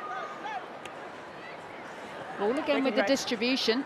Just a drop ball on the floor there by Chute. Referee says it's advantage to England. Pass out to Kildun, can't take. They'll come back for the first knock-on. That's such a shame ball didn't go to hand there. There was a good bit of space out there in the wide. It just wasn't recognised as the player stood up and the ball didn't get there. But England's defensive line speed is good, isn't it? They're able to get up on that first, second receiver, put them under pressure.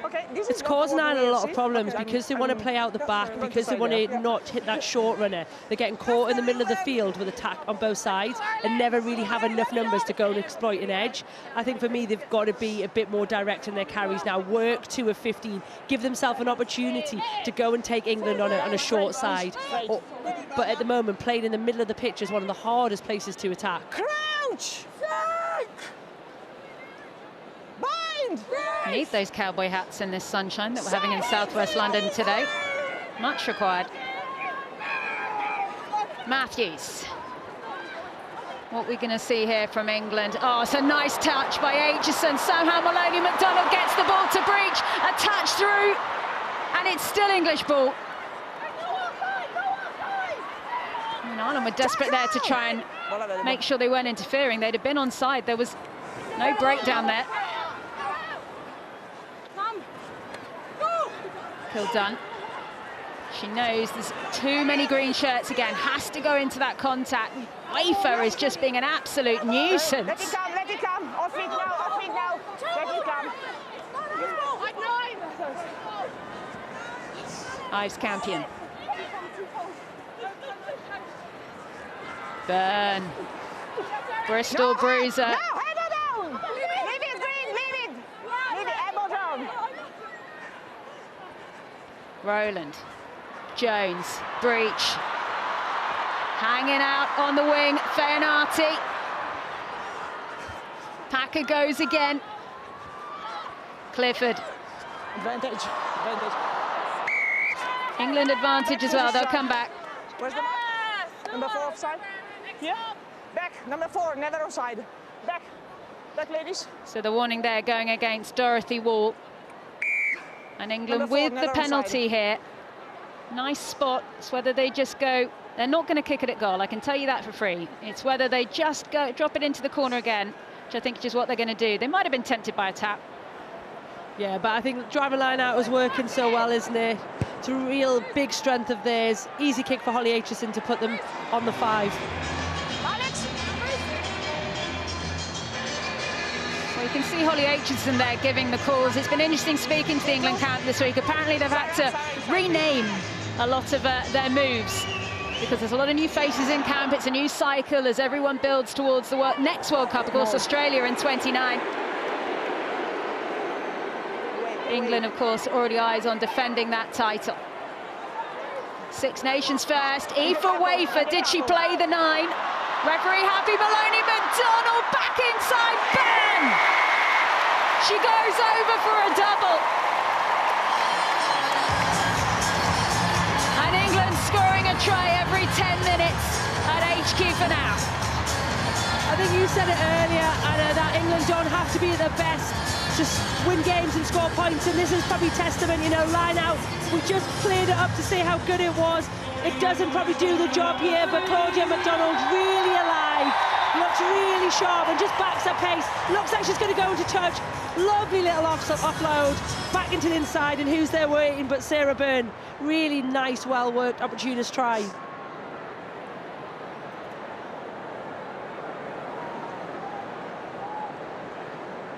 Thank you, sir.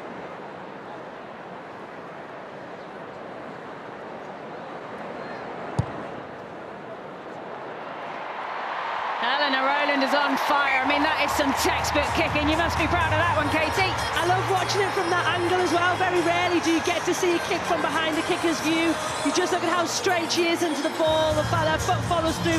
Everything's going to target. Great strike by Helena.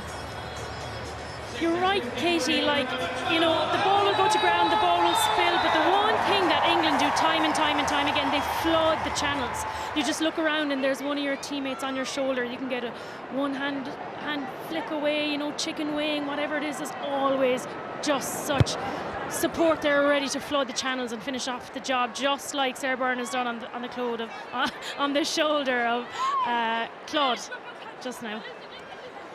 Should say that Sarah Byrne actually scored a couple of tries in this fixture last time out as well. Here comes the skipper. Jess Breach has never given a lot of space to do much. She's done so well each time to keep that ball in play. Really tight circumstances. Use it! Clifford once again. Cutter is good.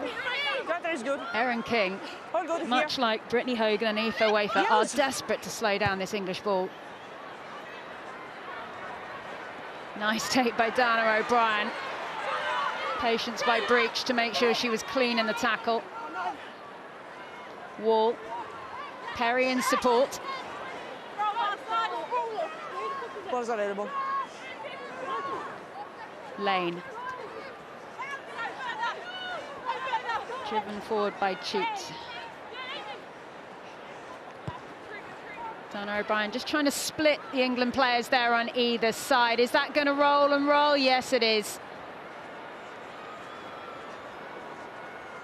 Ellie Kildan just making sure that Aoife Dalton gets the meters in before she touches that one down, and we restart with the goal line.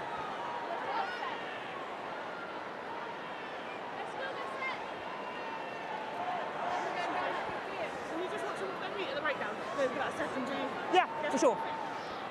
Well, it's been a while since Ireland have beaten England, we should say. You have to go back 11 years, back to 2015. That was actually the last time that the Ireland women won the Six Nations. Katie will remember all too well the Irish Grand Slam of 2013. She's laughing next to me is all you need to know. She lifted a few in her time. Holding down for me. Packer again. What a box kick. And just nicely touched inside, but big tackle by Feanati. Real hard yards been worked there by Elms Kinlan, the Leinster wing. And warning against England. Offside, tackle made. And this is an opportunity here for Ireland. If they can just make sure there's no more errors here, this could be a really good platform. Absolutely, they've got to have little chats here now, know exactly what they're doing, make sure that the line out is right, don't overcomplicate it, and then initially hold the ball and then look at what's in front of them and just try to get wide, try to get into the wider channels, because there's such great defence around the middle of the park, as you say, Katie. First things first, line out. Nervous Scott Beeman there, Ireland head coach watching on. He's a former England coach. He was involved in the setup when they won the World Cup back in 2014. Maloney McDonald. Oh, what a steal by Ives Campion! That's the third line out that Ireland have now lost. Last feet. So frustrating. They were in the 22. Clearly, and once again, it's a white ball. Aitchison with the lightest of touches towards the near side. And Ireland will get a chance to go again, but they've lost 10 metres. You know, with the absence of Sam Monaghan, who, you know, is such a massive figure, massive leader, and a line-out, you know, Naws, and in the PWR, she's topping stats for stealing line-outs. You'd think that what I was feeling before the match was that, yes, we're missing Sam, but actually there's some really good other callers in there, like Fiona Chute. You got Dorothy Wall back in there. So this is disappointing that Ireland just haven't nailed it. Let's go, Ireland! At line-out time. Let's go! Well, we will keep an eye. There was a little bit of a bump there on Holly Aitchison. But referee happy for play to continue from that last one. And unsurprisingly, Ireland there, they do just decide to go short at the front there. Emily Lane having to take the ball into contact. It's a bit like spaghetti for Ireland. They need to tidy this up. Oh, look at Fairnati going in over the top of that straight away, but no, over the top from England, and calm heads required here from Ireland. It's hard now, isn't it? Because when your line-out isn't functioning, but you've got this kind of territory, you want to go in, it looks like they're going to go into the corner, but you've got to find a way of making it function as well. Absolutely, and the last example that we just saw, you know, that short pop. Oh no. Oh, it looks like Dana O'Brien has missed touch. Up to you. What's your choice? Scrum or what? 32. Scrum. So they're just choosing. Straight out. England have the choice, and they're going to go for where the ball was kicked out. So frustrating for Dana O'Brien. She has done so much for this Irish side. If you just watch there, just to the left-hand side, you can see Jess Breach there, just at the bottom, and Holly Aitchison pointing out to the near side official, who is Bernice Loubet of France, that just went too far. Yeah, and they're tough, aren't you? We used to call them dicing with death. Like, how close could you get to the 5 without going the other side? And especially when your team's under pressure, you want to get in as close as possible. Keep it out. Keep it out.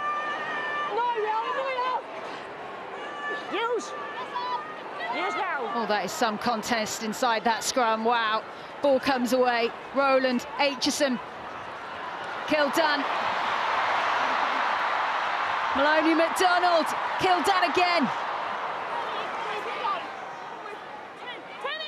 Thank you. England want this ball quicker.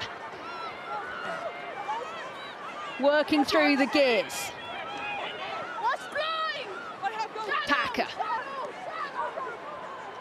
Maloney McDonald out to Kildun. No, leave it now, leave it now. Leave it now, leave it now. Second time. Cocaine, somehow England still have it. Straightened again by Clifford. Right boot there by Aitchison. Oh, the knock-on from Ireland at the worst moment. I mean, that's been the story of Ireland's half right there. They just need to have their Weetabix at half-time. They really do. Oh, poor Elms Kinlan there. Like, it's a really hard ball to catch. Sim coming in really fast and really low. She was super unlucky to miss out on selection for the World Cup, and it's real testament to obviously how she's been performing in the Celtic Challenge, how she's been performing in camp, to have surpassed Anna McGann to get on this starting team. So that's something that you'll be thinking about, squirming at night in your sleep, like, oh, that ball, she won't forget that one quickly. Well, has anyone watched a shoelace tie with such intent as everyone waits for Amy Cocaine to turn up to take her place in the front row for this scrum? That's what's happening there. No problem. It's nothing to do with her shoelace, she's just tired. You played with the front row before, Katie? I have. Look at those meters by England. Those are stunning numbers. Gain line success, Katie. That is massive. Out of all those 87 carries, nearly what? My maths is dreadful. Nearly 2/3 of those carries are over the gain line. You think about that from a defensive point of view, what Ireland are having to absorb and take, the amount of dominance England are getting, and therefore how it translates into the speed of ball they're getting. Big final play here. Matthews, as we approach the half-time whistle. Oh, what a flex from England, back inside, Kildun! Oh, she's knocked it on! Has it been given? I'm not sure if they're going to check that one. The whole of Twickenham is currently dancing. Even Kildun doesn't look sure. This was the pass from Jones, the gather by Kildun. And she's dropped it. A reprieve for Ireland. That is exactly how you recover from an error that just happened a few minutes ago. You were like, I am not letting this try in. I don't care who Ellie Kildun is and how much that this stadium wants it. A clear lost scored. by 15 white. The voice you can hear is our television match official, Estelle Waiapu of New Zealand. Here comes your best angle. Thank you.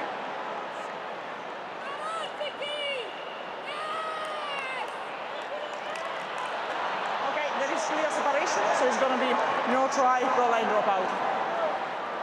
Okay, back to me.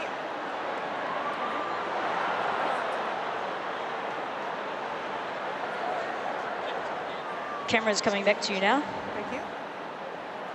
It's going to be no try, no calling goal line dropout. Good start. Well, the clock is in the red.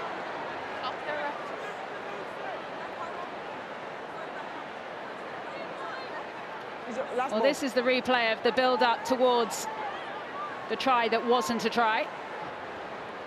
And it looks like our referee, Clara Munarini, she is going to play this goal line dropout. But Ireland, no, they just want to get this off the field. They don't want to play from all the way back there. That was the knock-on from Ellie Kiltan, but what a half by England. How strong was it? They built through the phases. They've completely shut Ireland out. There's going to be a big Irish team talk about turning up in the second half, but England will want to go back up through those gears. Just a little bit of a meeting there through the senior player group as they decide how they're going to come out and attack this second half. But so far in this Allianz Stadium sunshine, it has been incredibly impressive. The half-time score, England 21, Ireland 0.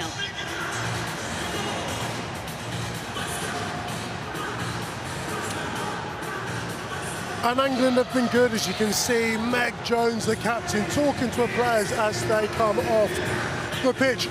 England haven't been perfect, although there's over 75,000 people here who've been wildly entertained. And everyone was waiting for a moment for England to truly erupt. They have looked dominant, they truly have. It's great to be alongside Maggie, Ruby and Zoe. Zoe, your overriding thoughts as we're at half-time right now? Yeah, I think it's what we expect from this first game of the Six Nations.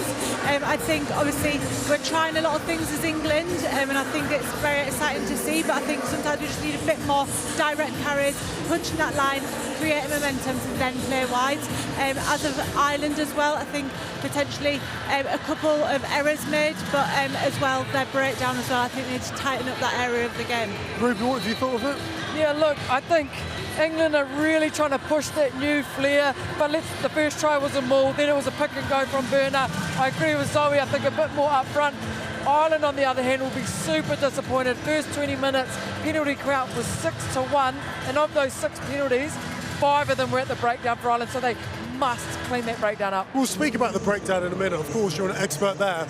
England were expecting a fast start. Ireland wanted a fast start, but after 7 minutes, the first try after the Rugby World Cup was scored by Amy Cockayne. Yeah, Amy Cockayne, absolutely outstanding. We saw her do that during the Rugby World Cup, but England's set piece generally when it comes to the line-up, they're very good. Even though they have missed the likes of Zoe Stratford, they've still been very good. And Lily Ives, she's been amazing in particular. She's taken that leadership role as a line-out leader. But what England do is that composure, it's like keeping that ball in. And Ireland just are unable to find players to find the space to be able to split that up. I mean, Amy Cockayne, England do this all the time. They get the ball to the back and then they just almost work it like a scrum. It's keeping that momentum and waiting for the split in the Irish defence to happen. And it's happened within the 7 minutes. And you just feel for Ireland, they have to compete at the lineup. They haven't really been putting pressure on England. And if anything, it's been easy ball for England. We'll use that pressure word because when England find themselves not able to hit all of those high notes, they do go to the lineup. How much work and effort goes into that to make sure you get moments and tries like that, Zoe? Honestly, it's one of the biggest things that the Red Roses work on. I think it is a thing that brings down the nerves. We can guarantee that when we hit that line out, we're going to be able to create momentum from that. And I think it's just a crucial part of the Red Roses game. The operative word being momentum, and we'll stay with the front row because it's been all about the front row this first half. I know lots about that. Exactly. But you know lots about scoring tries, and that's something Sarah Byrne did really well. Absolutely, and just on that maul try, Amy Cockayne didn't talk to a single person. She grabbed that ball, threw the line out and scored a try. You can tell it's just in their DNA, but this one here, this is what me and Zoe were alluding to. Just up the front, up the guts, You see the Ireland players here looking to spread out, but Byrne knows this move way too much better than I know it, so you could probably add here. But Byrne knows one way, and it's just straight through the middle. That little dip we saw from the Irish forward, her eyes would have just lit up. Yeah, definitely. I think it's about getting that body height real nice and low, and just no one stopping Byrne from there. Yeah, and 10 minutes later, she has a double, doesn't she? Oh, Sarah Byrne, I mean, she's effectively a forward in a back's body. She's been absolutely outstanding. In the second try, which she scored, it just came from good work again at the line out. Look, England again go to the back. Lily Ives gets it again, but it's just about trying to keep that composure, so sucking in the Irish players. And then look there, Meg Jones emphasising the space out to the left. Smart work by Claudia trying to take the players out that way, but it's keeping the ball alive. I think that's what we're seeing from England in this game. Yes, there's been some mistakes, yes, they've been a bit rusty, but there's been that consistency. So keeping the ball alive, ensuring that the ball is left for the players back inside. But look here, Claudia takes it out to the right and throws, finds Byrne back inside. Really good play. 21-0 at half-time, and you get the sense there's a little bit of frustration. And I guess that's probably a great illustration of the expectation that everyone has of this England side, isn't it? Yeah, I think so. There's massive expectation, but as well it's about developing and how we want to evolve for not just this tournament, but for the next 4 years. And I think instilling those new moves, that new style of attack, that's what you're going to get when you're putting it out in performance for the first time. So I think this half-time will just be about continue trying to create the momentum in that team and moving forward from that. Exactly that. They could have stretched the lead to potentially 28-0. Ellie Kildun came really, really close at the end. Not quite her day so far, is it? Yeah, look, you and I both ago, we were watching that last try, and some of those back moves were up on our feet. We really want this back line to unleash. But I love it. I love that England are trying new things. If we have a look here, you know, really wide play. You've got the wingers coming around the back, so the short line was definitely on. And Ellie Kildun, 9 times out of 10, would score these kind of tries.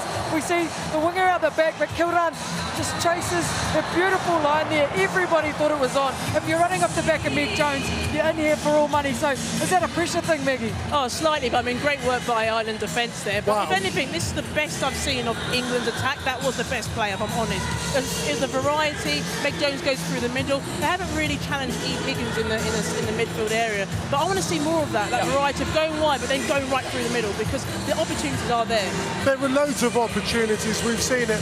What would you be saying at half-time right now, Zoe? I think it'd be a lot of don't go back in your shell, but let's be direct. Let's make those gain line carries, and then we'll play. But I think we would still want to be able to see those offloads, still keeping the ball moving, but definitely let's hit a little bit more direct, create some momentum, and then earn the right to play. Yeah, I totally agree, Zoe. And I've shown clips. Ireland are just drifting along in defence. They're making a lot of tackles. They're actually doing pretty good, but we need to straighten it up. And I think Meg Jones, almost setting up that last try, shows it. And if we can hit that middle channel, then it's just going to open up at one. A word on Ireland, Maggie. What have you made of them so far? Do you know what, though? One thing I do like about what Ireland are doing is that they're being aggressive in defence. Their only problem is they're not having that connectivity. So either Wafer's coming out trying to make the big hits. They just need to work together. At the breakdown, it's a little bit messy. You know, England have had some really good success there. So what I'd love to see from Ireland is to slow England's ball down. They can slow it down. I tell you now, it won't get out to Ellie Kildun. So they've got to be aggressive in that area, but be smart and make sure they reduce the handling errors as well. Yeah, that's going to be really tough. Well, our commentary team have cast their eyes over this first 40 metres from a gorgeous vantage point. So we're now going to head up and chat to Anna Capeless and Katie Daly-McLean. What have you made of that half, girls?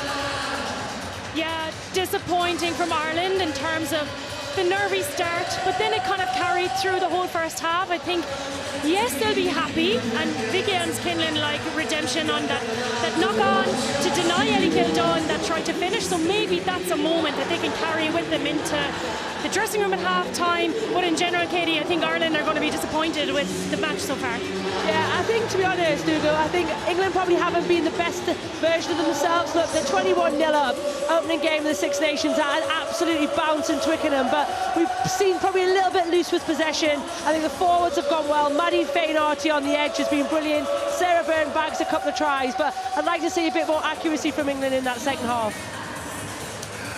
Katie, we've mentioned Helena Rowland pre-match and her actually finding her position. We've seen a brand new 9, 10, 12 axis. Helena Rowland at 12, what have you made of her performance? look, I really like it. I love that ability for halfbacks to interchange. That 10-12 link has been really nice. I think the way she jumps naturally into that first receiver allows Holly to play out the back and to pick that running space up. I think it probably needs a bit of time, you know, a new 10, 12, 13 just to find its feet. But as a start point, it's a lovely option for England just to change the dynamic, especially when you know you have people like Tatiana Hurd and Jade Shekels that are such direct runners. And Anna, what would you want to see Ireland adjust, edit, change heading into the second half? I think that what I'm really liking about the Irish attack actually is that their carries are nice and wide and they're coming from depth. So they are coming onto the ball. What I'd like to see is like the support just pushing them through. I know that England have like excellent defence, but that just make a little bit more metres so that the English defence has to retreat ever so slightly so that they just get less pace on the next attack. So bigger carries, a little bit more like accuracy in the line out, because we've got Dana O'Brien. I know she missed that one, but she is able to win us territory. Sort out the line out, win metres on your carries, don't overcomplicate things, and just keep going. There's a whole half to come here now, and I know you can talk about like, you know, Zoe's talking there about going onto your shell, maybe she doesn't want to see England doing that. I want to see Ireland come out of their shell. This is Twickenham. Don't let the game pass you by. The girls, they've been waiting for this. They just want to get like, they want to get on the scoreboard and they want to be punching the air at moments in the second half. Yeah, loving your work, Katie, as well as Anna. I have to say, the atmosphere here at half-time, it is so loud, and these lot here have been royally entertained. Right, it's now to get the opinions of a couple of people from the England and Ireland camp. We've got Dennis Fogarty from Ireland and Marley Packer, who is Sonia McLaughlin. I don't think these two have met before, but they're getting on like a house on fire, chatting away, Marley Packer and Dennis Fogarty, scrum coach for Ireland. Very highly qualified water carrier you are today, Marley. Give us your impressions of England from your bird's eye view on the touchline. Look, I think it was an arm wrestle today in that first half, but I think, you know, there's lots to improve on, but we just need to cut out errors, keep ball and just play directly. Little tricky for Ireland in that first 40. How much has the line out been discussed in the dressing room? Yeah, it's probably an overall thing. It's probably we made too many errors, and giving a team like England the ball all the time and not going through our own phases is going to make it very difficult for us. So probably just managing the error count for us and playing in the right areas of the field. So that's about as much as we're speaking about in there. Give us a little bit of appreciation of Sarah Byrne. She's a prolific try scorer, isn't she?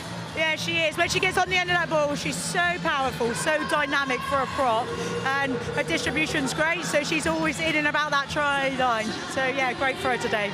Ireland did really, really well against England a year ago. What's it going to take now from your team to try and get back into this game? Probably go through our phases. We need to hold on to the ball, like I said. We're getting cleaning our set piece up to allow us to launch and holding on to the ball. A bit around our breakdown as well. We need to be a lot cleaner there so we can allow us to release the ball a lot earlier. So, yeah, that'll be the focus going into this half. Look very fetching, the pair of you in your high vis. I'm not sure if you're coaches or police officers. I don't know. But anyway, appreciate it. Thank you. Thank you very much. Thank you.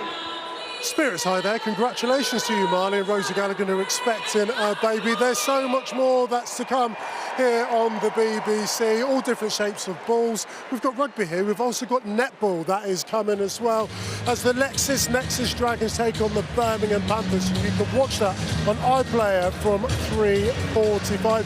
And you can join Sarah Elgin, Shuin Lillicrap and Jade Conkle for Wales against Scotland live on BBC Two at 4:25 on BBC Two. And there's plenty more to look forward to right across the BBC. Everything we knew about travel does not apply. It's lovely down here. It's like sunbathing on a beach. Ready to rock and roll? Let's go. Molly, come on. Sorry for ruining your photos. I'm running on adrenaline now. Race across the world. Watch on BBC iPlayer.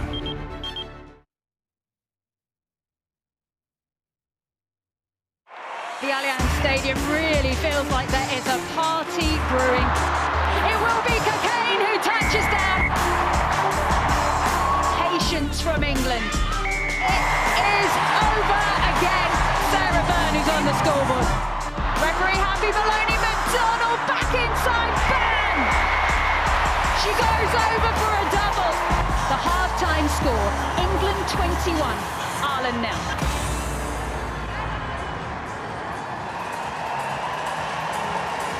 We can see Ireland are making their way out. What messages do you think they'd have been marinating upon at half-time? Yeah, look, if you're Ireland, it's back to basics. Get your confidence back, clean your break down, carry hard, and get your confidence back in this game.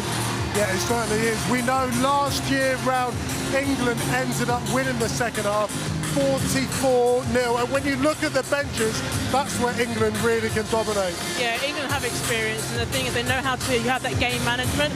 For Ireland, they have got some debutants on the bench. Actually, it's how you manage it and how you work it. So for England, they've got to flood the bench. They've got to bring them on. They've got to really manage the last way they finish the game. So just quickly, what's more stressful, playing or watching? Definitely watching. Well, we can enjoy the second half and head back up to Coventry. Enjoy Anna Capeless, Katie Daly McLean and Sarah Orchard.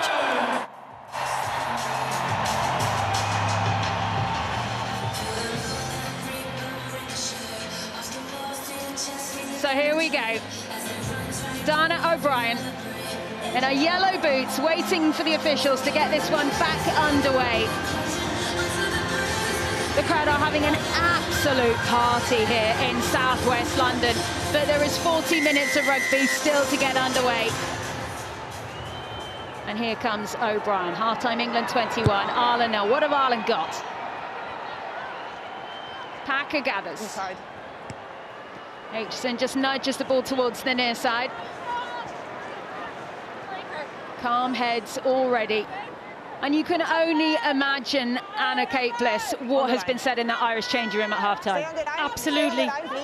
Very focused, detailed, but energy, you know, girls like getting off the line, putting in offensive hits, getting things right. Like, I'm looking forward to the Ireland that learns from that at that halftime talk and seeing what how they can twist things around, because they haven't been at their best. Let's see them at their best.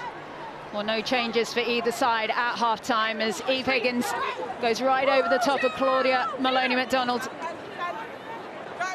Kalina Maloney-McDonald, her wife in green, driving on. Brittany Hogan. Ball comes away through O'Brien. David Parsons, he didn't see so much of the ball in that first half, but what a take there by Breach. Great strip. Taking back. Jones. Hold on. O'Brien. Oh, just almost falling over their own players there as Parsons takes it into the contact lane. Perry once again playing her rugby at Gloucester Hartbury. Here comes Dorothy Wall, nice tip off onto her shoulder. O'Brien, nice disguise there on that as Sales Hogan comes crashing in, and here comes Dalton. Nice tussle between herself and Rowland, not held, keeps going. Aitchison eventually wrestles her to the ground. Wall again. Taking back. Maloney-McDonald playing her rugby at the moment down in Exeter. There is an England player down injured. They'll go and check on that in a moment. Looks like it's Moena Talling who's going to need some treatment, as Meg Jones still on the ball for England. Someone's lost a boot as well.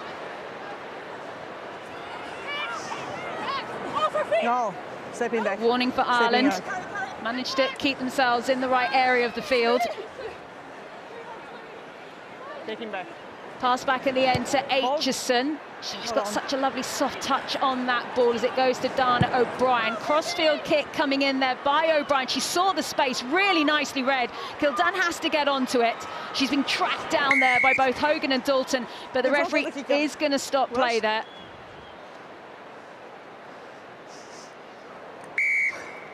They can stop play for offside there by Brittany Hogan, but there is also a big injury that they're going to have to come and deal with here. And this is a worry for England. It's Moena Talling, Sale Locke who's gone down. And when we talk about Locke being as big a problem as England has with the depth they have with the PWR, She is one of the most experienced who is available right now for England. Yeah, she is. So first of all, we really hope that Moz is all right. You know, she is not a soft girl. That girl will run through brick walls. So it's obviously a massive worry. But yeah, you're right, Sarah. You know, no Abby Ward, no Zoe Stratford, no Rosie Galligan, all out and out second rows. You know, you've got Lily Ives in there now. But England are a bit short. The likelihood is there'll be a new cap on the pitch. I would have thought if Moana doesn't come on. But yeah, it is tough. And here we can see that's Ala Latui, you can see on your screen at the moment.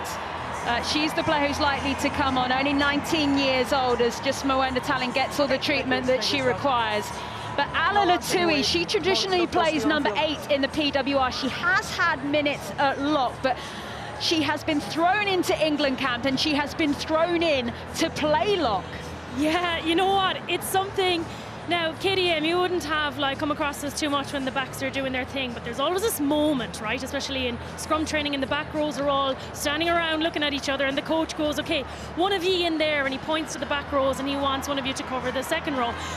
And there's so many back rows that come up through the ranks, and it's the, your taller players, the ones that are picked out. Thankfully, I was too small. I was about to say that didn't happen to you, did it? No, it didn't. No, do you know what? It did a couple of times, and I was like, I'm never going back in there again. But it was really interesting listening to Ala Latui talk about it, because she said that she never knew what a cauliflower ear was, and then she went into the second row at training, and she said her ear was fat for a few days. It's one of those things in the second row. It's a trademark in the second row, and we'll see how it goes for her today. Sadly, probably a bit prematurely making her intro, with Moana Talling being stretched off. Yeah, we wish all our best to Moana Talling. You can see the England players just clapping away there, and that's because Moana Talling, she's got onto the little truck there. She's received all the medical support, and they'll just take their time to get her safely off the field. The other thing about Latui, and I've been fortunate to cover in a couple of PWR games, like you say, she's had something like 10 starts at 8, 3 starts at lock. But what we have noticed watching her is the work rate doesn't really change. Usually you find that if you're in the back row, no offence, Anna, but it's a little bit easier than doing it from second row. And what she's doing, she's the same amount of carries, same defensive involvement. Which for a young girl, like you say, on your first cap, this is exactly what you want to see. She is almost like a Moana Talling, another Maddie Fainarty. Physical, combative, tall, but also can sit across both positions. Play gets back underway as we send our best wishes to Moana Talling for a swift recovery. But Ala Latui, 19 years old, Loughborough Lightning forward, onto the field. Let's see what happens here. They go to Ives Campion, that's sensible as the ball comes down the line. And there is Latui, first touch on the ball. She is the best carrier in the PWR, and that's just a little taste of what's to come. Kildunn nearly breaks through. England hunting a 4th try. 4 tries in the Six Nations means you're in bonus point territory. And that can all add up when it comes to the end of the tournament. Helena Rowland manages to find Fainarty, who is just carrying like a demon so far here in the sunshine. Big push there on Matthews, who takes it down to ground. Aitchison, Rowland, pushed out wide to Breach. Kabea hanging out on the right wing, being her good physical self. Sadie Kabea only started playing rugby again back in February. She had a break for a couple of injuries as Ireland managed to get that ball on the floor. Right, they want to get away from where they are here. Higgins drives on.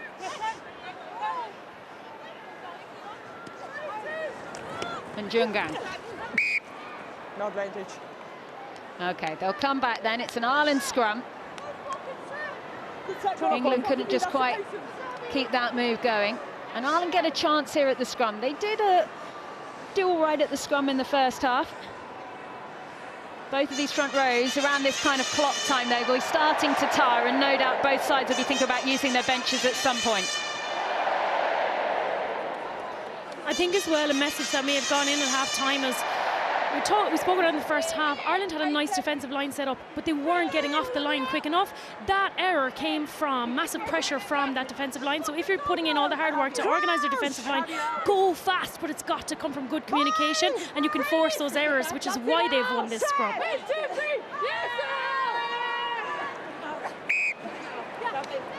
Okay, that's a free kick to Ireland. You'll have seen there was a lot of movement there before the ball had even been put in. Clara Monarini doesn't want to see that. She wants it nice and steady before the ball goes into that scrum.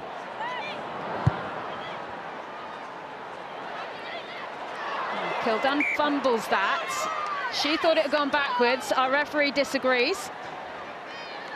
There has been a few uncharacteristic fumbles by Kildun today. Yeah, probably not the player we saw at the end of the World Cup, but I mean, it's a decent kick by Dana O'Brien, to be fair. She moves Ellie Kildun, which is huge.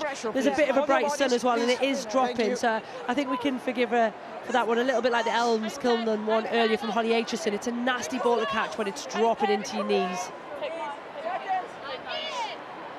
Well, Ireland will be grateful of this position.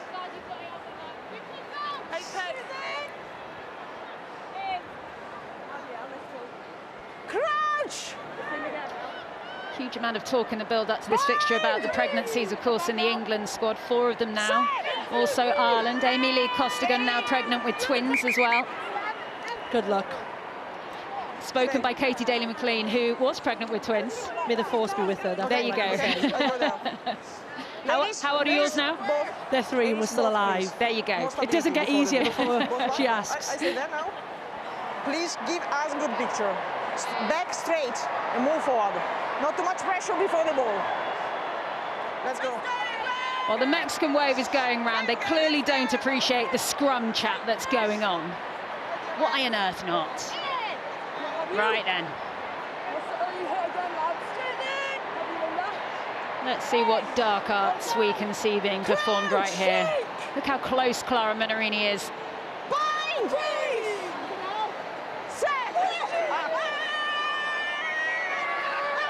Oh, that's a big push from England, and it's a penalty too. You could just hear the roar coming from the front rows there. They wanted that. Yeah, that was Amy Cockayne there, who was roaring. Moments like that, she will thrive upon that, you know. It is so combative in that front row, isn't it? It is so, probably the most individual competition you get in our sport. And when you get a bit of dominance, it's one to celebrate. Sadia Kebay there. You can see she's wearing her black satin scrum cap. Made a lot of waves, of course, back in the World Cup. Designed for women with afro hair to protect it whilst they're playing. Ball comes down. Nice sneaky one by Packer. Byrne, bit of scrum half duties, bit of bulldozering duties straight afterwards. Clifford.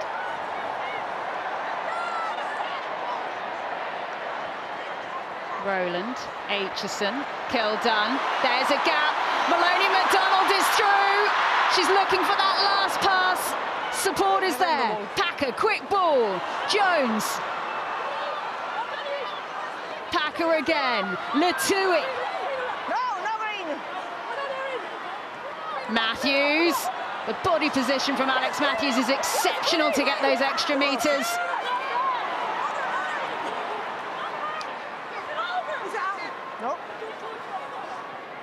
Ireland have turned this over. That is exceptional play. What a turnover. Ball back to O'Brien, needs to clear. Nice defensive set by Ireland. Absolutely, that's what you want. Even when you're soaking up the tackles, you might give away a metre or two here or there. As little as possible. Very difficult against these massive English carries. Even on the outside, the back's really sneaking in and out of those little gaps. See if Dalton did so well to scramble there, soaking it up, and then bam, it's Cleena Maloney MacDonald in over that ball on her 50th cap. That's the best feeling ever. And then you hear the referee blow the whistle, and you're like, yes, right in front of your own try line, saved.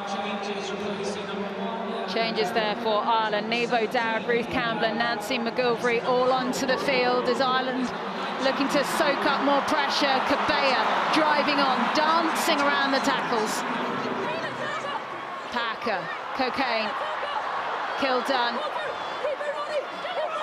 They're trying to hold her up. They know that she was too upright. And that is no doubt going to be advantage Ireland. Yeah, I mean, England's attack, I think this second half has been better. We're a bit more direct, we're finding space, but like you just talked about there, and I think Ireland's defence has been really sensible here. Good line by Burner, nice little tip by Amy Cockayne, but Ellie Kildown is just far too high there. She's got to get her chest. She allows, is it Campbell to get underneath the ball. As soon as you're in that vulnerable position, it is so hard to get your knee to ground. Big changes here then for England. Ireland have made theirs. So Carson and Muir onto the field, Hunt and Harrison as well. So new props, new halfbacks. Busy afternoon for Sarah Byrne. She'll be pleased with her efforts. Yeah, I mean, recently you've seen Sarah Byrne come off the bench for England. She hasn't been starting as much as we've previously seen, but I think it's a really good afternoon, you know, looks busy, good set piece, a couple of tries. Great opener to her Six Nations. 10 carries, 7 tackles. That is some shift by a front rower.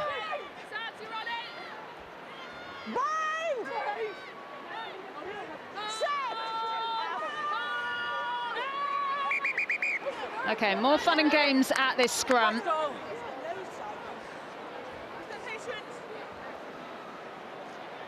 Ladies, I'm going to stay here. Please, angles, straight. If the scrum is moving not forward, there is a problem. Please, fix it. Let's go. Okay, they're going to fix it. Do we believe it? I don't, but I'm cynic, so... There's a lot of dark arts going on in there, I reckon, which is why Clara Maroney's putting her head in underneath, trying to catch them out. We've heard those little chats from both sides to the ref saying, they're doing this, so they're getting frustrated in there as well. So, no, I don't believe a word of it. Oh, my goodness. Stop. Stop. Give her the space to bind. Don't anticipate. Follow my course. That's it. Last one. Let's go. Clara Minorini reminds me of myself when I'm telling my children to tidy their bedrooms, and I don't think they're listening. That's because they're not. Yeah, very similar, very similar. I always found as a back row, you know, your shoulders attached to that front row, you're just laughing at the messages going over and back and all the tit for tat going on all day. So this is the crux of it here. Well, that move from England. Oh, Lane got that out. Oh, Brian there. Wonderful stuff to get that away. Hasn't made touch. Kildown is there, but still well done, Ireland. Breach. Fernati. Advantage. Scrum advantage. Yeah, first touch of the ball there. Hunt. Cockayne.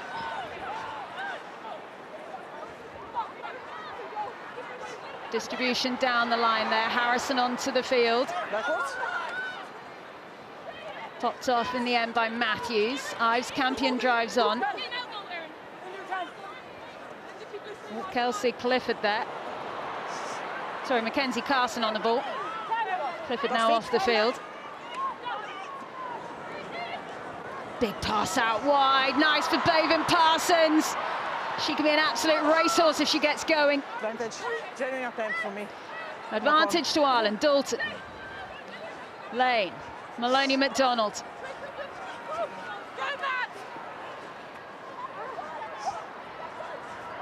Still going through Flood. Nice touch on the ball there. It was Jones. She hacks on. The foot races and look at Jess Breach go! Leads the bounce, gets him. What a score!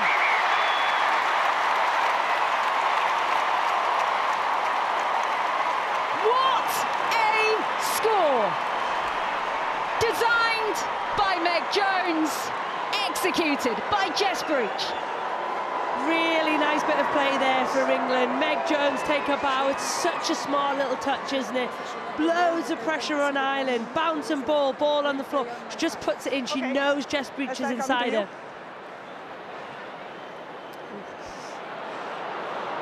Oh, we are going to check something.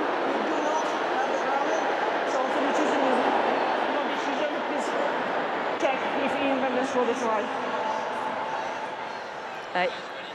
Yes, Clara. No problem. Checking grounding for you now. Yeah, miss. So Jess Breach catches the ball. She rolls over. And there it is down on the floor. It was a great effort from Vicky Elms-Kinlan again. at the try line, death, trying to disrupt that. She did really well, but luckily Jess breached the momentum she had from that run through. The ball is clearly grounded over the line, so you may award a try. Tracy. 4 tries for England. The bonus point is wrapped up, and there is still over 25 minutes to play. Yeah, here we see England. Ireland looks a bit brighter, doesn't it? And it comes from the kick. Meg Jones gets in that kicking lane, and she knows where she's going straight away. She hasn't even thought about running it. Got Jess Breach on the inside, and it's a great chase. It's a lovely little pick-up by Jess, because it's not an easy bounce. And like you say, momentum takes it over, and she finishes it. But great thinking by Meg Jones.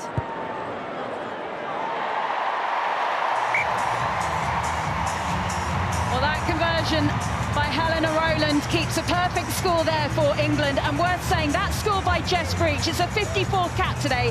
That is her 54th try. That is some numbers, and worth saying she is now 3rd, equal with Emily Scarrett in England's top try scorers. She's just got to catch up with Sue Day on 61 and Nikki Crawford on 57. Both who were absolutely prolific women's rugby players in their day, you know, their speed, their ability. So she will be in great company if she gets to those numbers. Really can't stress enough how well Jess Breach has been playing in the PWR as well. No surprise that she is scoring today. Take him back. Holding on, hold! Gathered in the backfield by Flood. Can Ireland get on this scoreboard? Harrison. Kilda.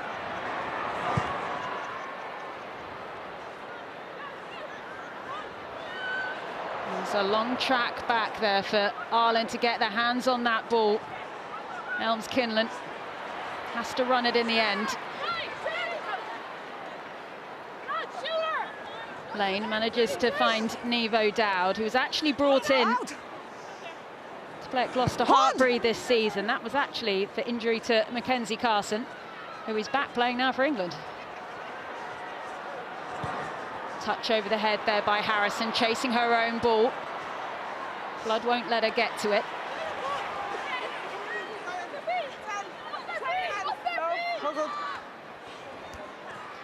Babe and Parsons there, happy to go in, do some of the dirty work, as Campbell then takes it into contact, and it's a good penalty here for Ireland to clear. 19. Warning there against Latui. Clara Narini has been very clear in comms as well about no, the ball is available, and she's been quite patient with the players rolling out of the way as long as the ball is ready to go. And that time she said, no, absolutely not. She doesn't want the players now getting lazy, just because she has been like quite good, quite patient with them, but she said no more. And Ireland have got to do something here. They'll be frustrated with the amount of pressure they soaked up there before their try line.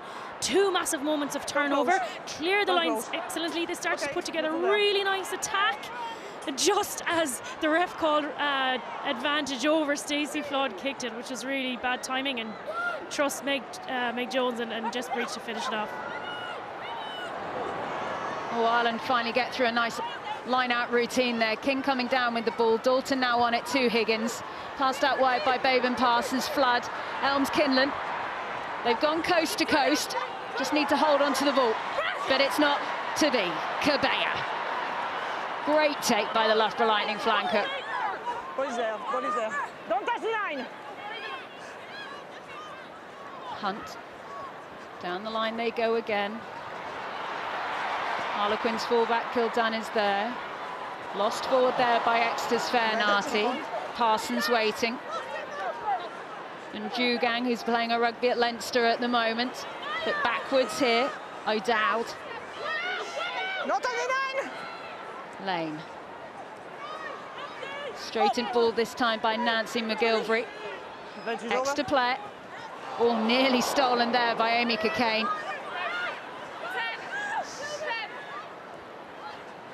Yellow boots of Dalton. Was that high? Referee just said shoulder. Not sure if they're going to go and look at that.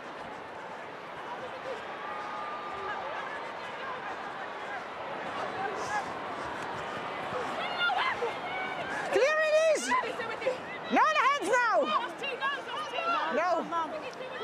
Gloucester Hartbury's Natasha Hunt Of course, Gloucester Hartby remain at the top at the moment of the Premiership Women's Rugby table as Maud just loses that one in the contact. They'll restart with an Ireland scrum. It's a bit more grit shown from Ireland, isn't it? Like even that long kick through, and there were 4 green jerseys in front of Ellie Kildon right when she looked up. Like that's what we needed.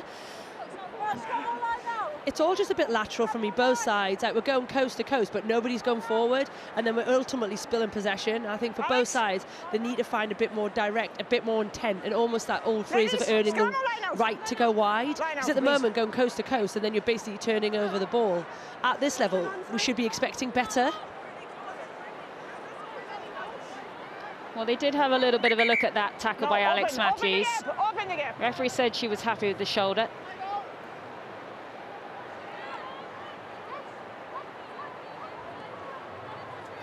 There you go, Campion. Go-to line-out option, as there is a big tackle there on Natasha Hunt. Okay, they're going to give a bit of space there to Natasha Hunt, who went down to the ground there.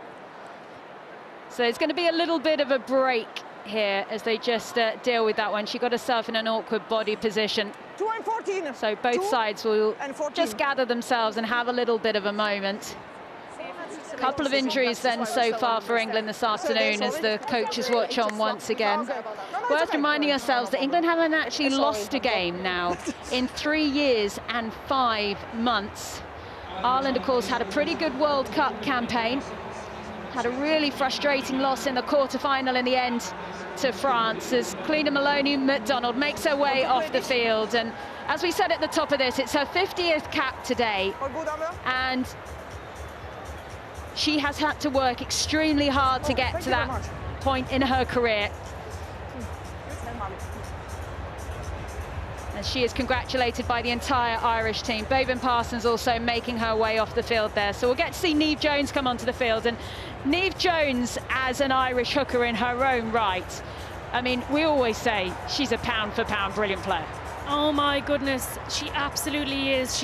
I remember her when she first came into Irish camp, you know, small and unassuming, but this like wonderful low center of gravity, really strong. She tops stats every year in whatever league she's in.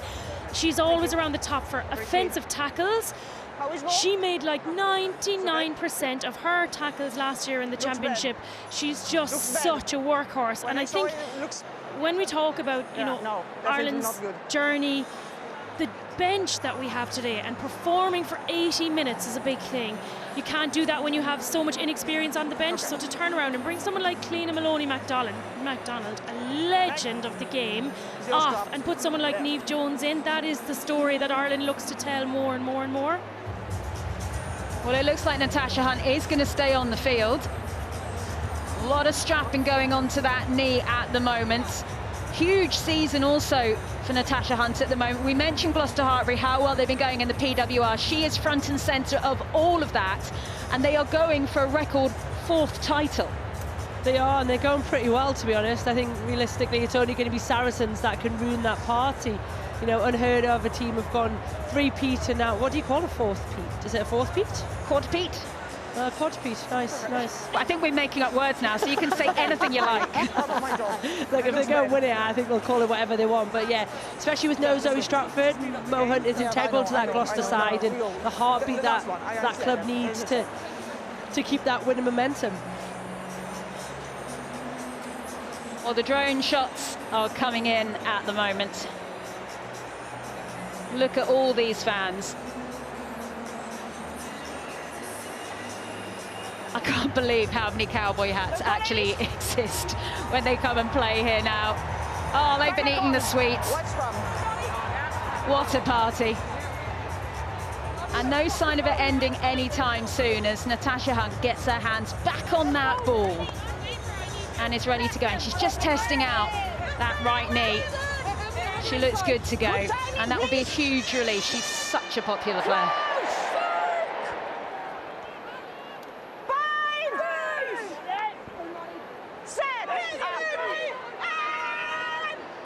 Oh, once again, the scrum goes down. I mean,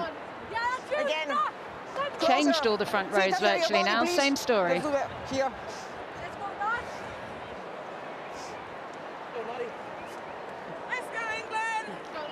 Linda and Jugang there, going quite the distance after 60 minutes. Worth saying that Eilish Cahill, who's on the bench, will be making her debut. So it might just mean that they're wanting and Jugang to play just a little bit longer.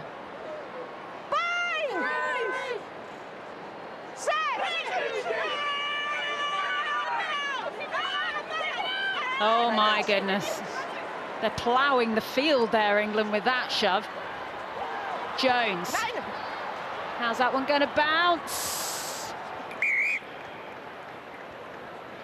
Well, I think she wanted it to go into someone's hands, but not to be, as they'll come back because it would have been an English penalty from that scrum.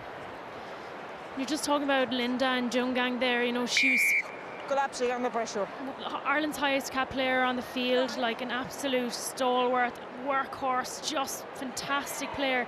This year she decided to go back to nursing and balance her time again. After the full-time contract of last year in the World Cup, she wanted to feel like she had more to her than just a rugby player. And you know, I was interested to see how she was going with the Celtic Challenge and the Wolfhounds, wondering would she be able to keep up with the pace and would her fitness fall away. But my goodness, she was on the end of every carry, like always there for a pop-off, for a pass. She's just been brilliant, and like she's still on the pitch, which is just a testament, you know, to the, I think she's the only front row still left out there, is she?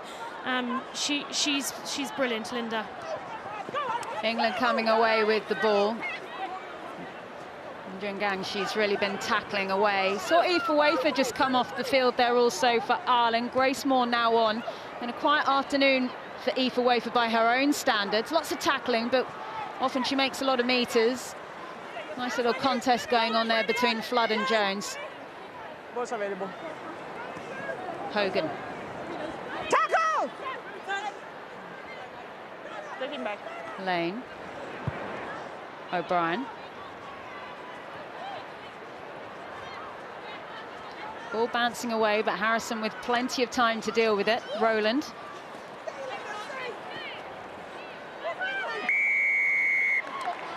That is a big moment. Because Erin King in there. Holding.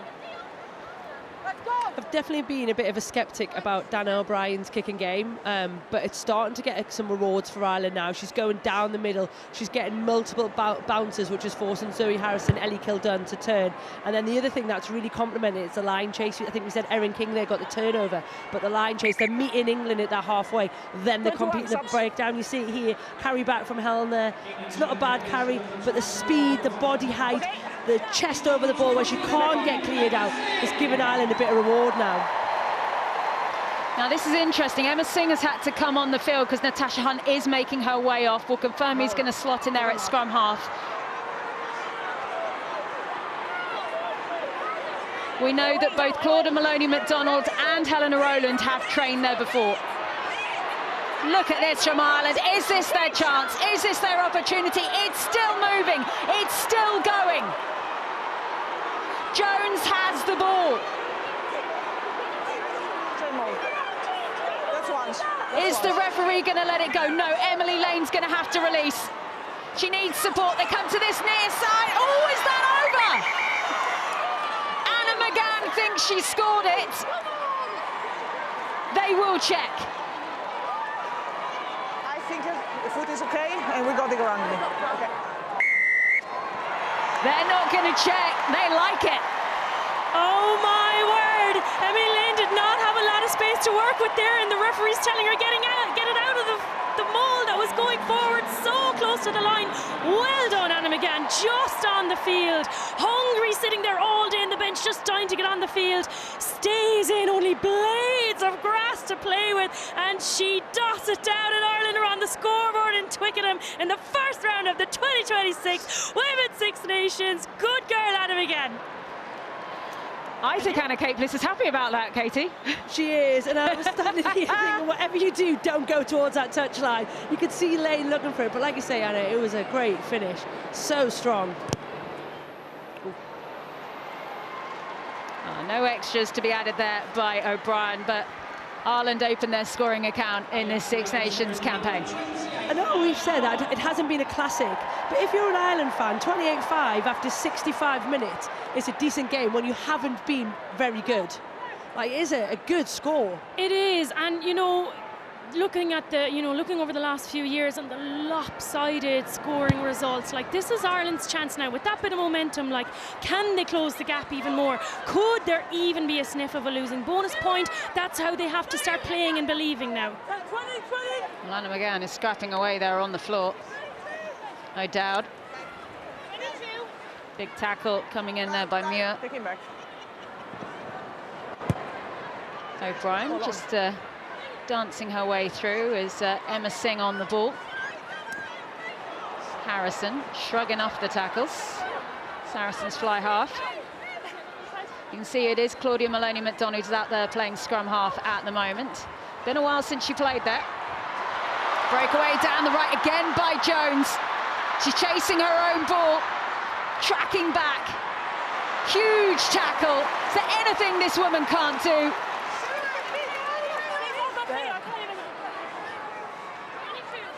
Ireland now in the trickiest of corners to escape from. Pressure once again on O'Brien's shoulders. That's still in play. Harrison. Here it comes, big pass. Kildan has it. Oh, look at that speed, the acceleration, the sack, and the score.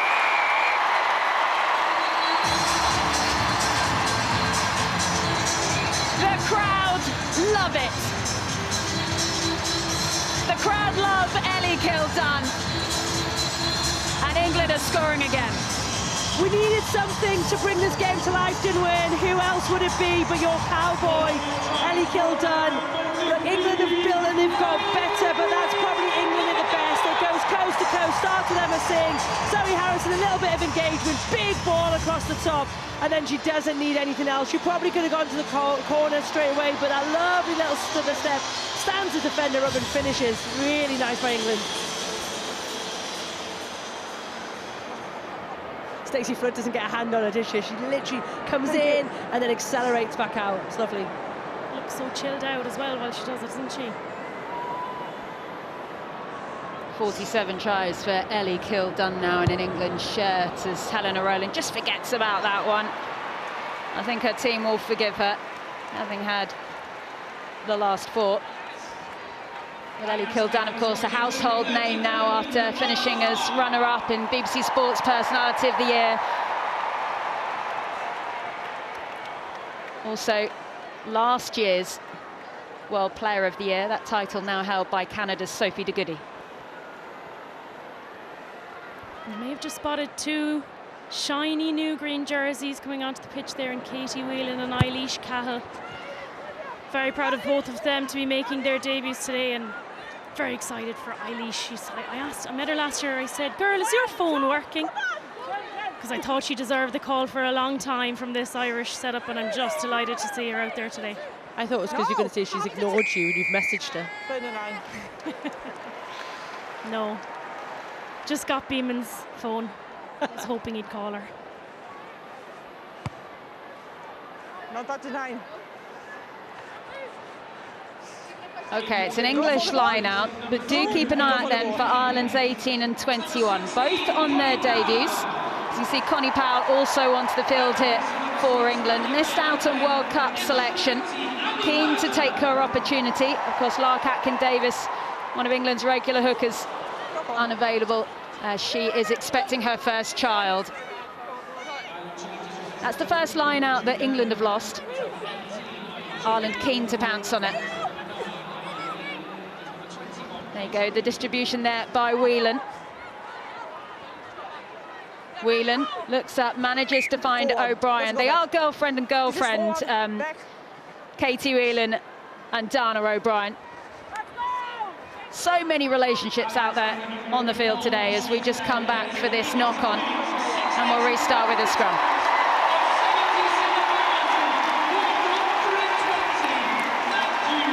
$77,120.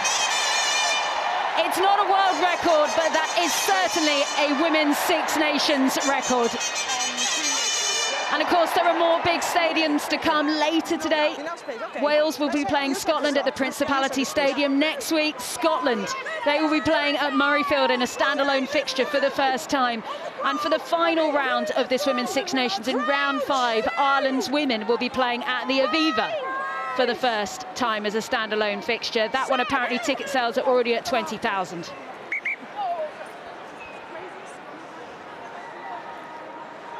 I mean, Scotland will have their moment next week, Anna, but when I tell you there's already 20,000 tickets sold for the Aviva, how does that make you feel as an Irish woman? I feel like bursting with pride, I can't lie. We've thought about this moment for so long. The women, like they did so well with the women's rugby back in the Aviva. The only other time they've been there was as like after one of the men's Six Nations games. So everybody was rolling out, the seagulls were coming in. It just was not like what we see here today, and what I felt during the World Cup, and what the English rugby has done to drive this forward. I just want that moment for Irish rugby, and with 20,000 tickets sold already, I just hope that throughout this campaign Ireland can push that number up and up and up with their performances. Well, a big scrum like that, every moment matters. It does. Every moment here in these last 10 minutes matter, because this is your character building. This is your okay, what do we do now? How do we close this gap and not just let this game, slip away and leave the scoreline as it looks? Like, how do we deal with this now?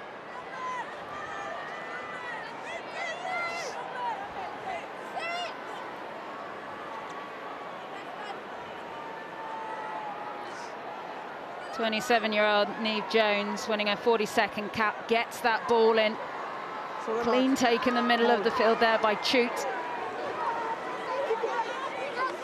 Just see that Jones still has it. We thought they might have scored from a maul earlier. In the end, the backs finished the job. But once again, this is trucking.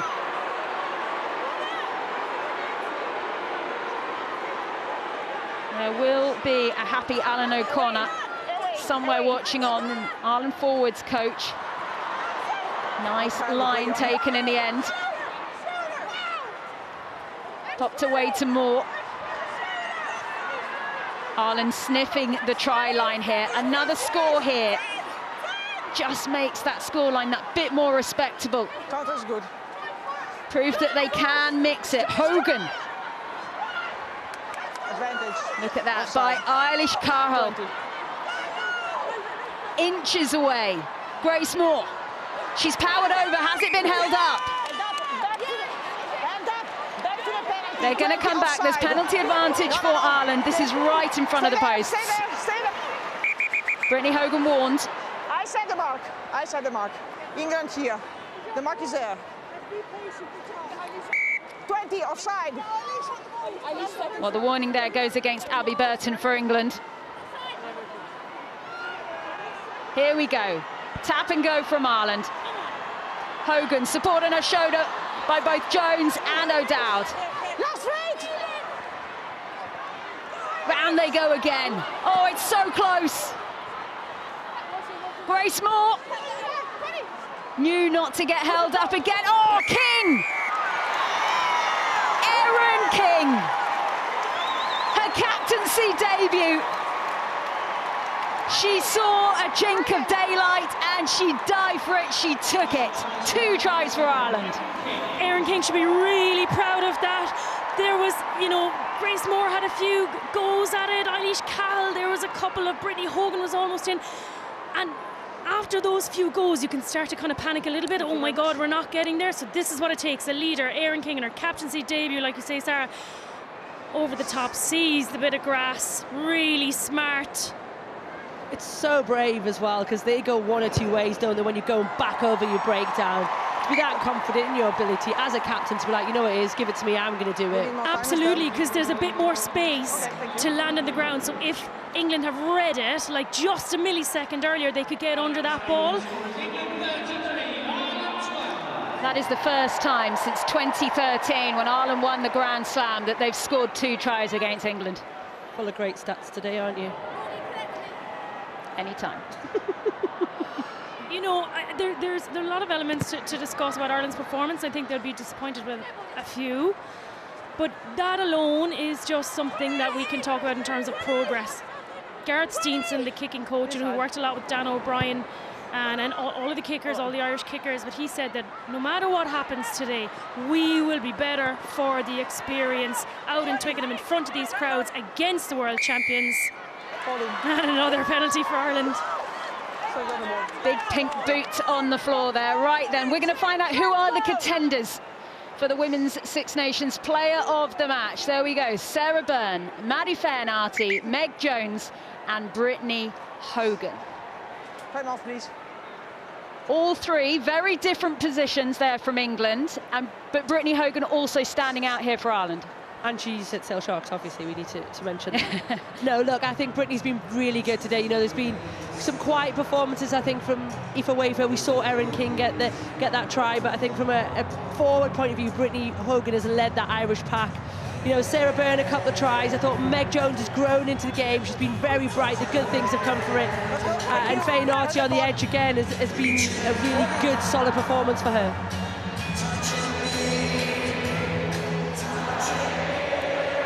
Carries for Hogan today as Sweet Caroline rings out around the Aviva Stadium.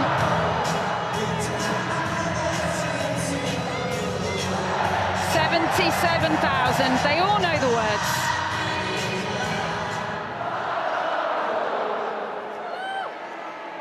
Oh, Ireland by the fingertips. Straightened by McGilvery. Dalton is with her.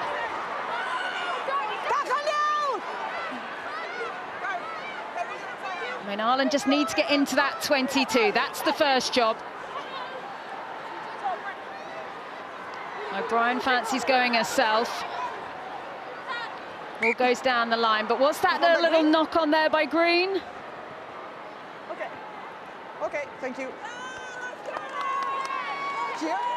So yeah, little knock on there by Ireland. And England get their scrum. I've been really impressed with Nancy McGillivray and the pace she's hitting the line at, but also the space she's finding.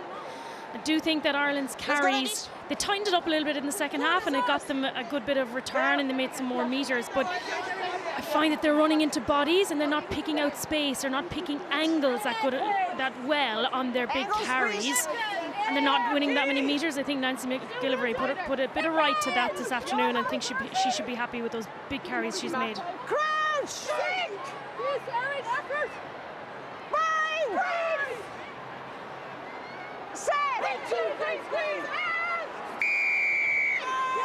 Big penalty. Every scrum is a big penalty. What those women put their bodies through, you can't be anything but impressed.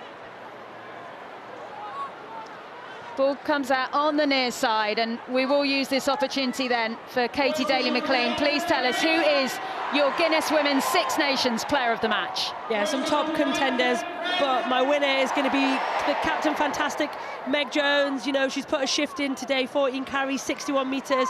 But I think when England have been bright and busy, she has been involved in it. You know, she's taken the opportunity to try, a couple of nudges ahead, and a really good performance from Meg today. No doubt there's a lot of people out there also happy with that for their fantasy teams as well. Right then, Emma Singh put right through the tumble dryer there. Advantage, roll away. Let us not forget, Claudia Maloney-McDonald has not played scrum half for a long time. No advantage. Back, roll away, 19. Either of you thrown into any odd positions? You're both nodding away at me. Where did you end up, Anna? I played 9.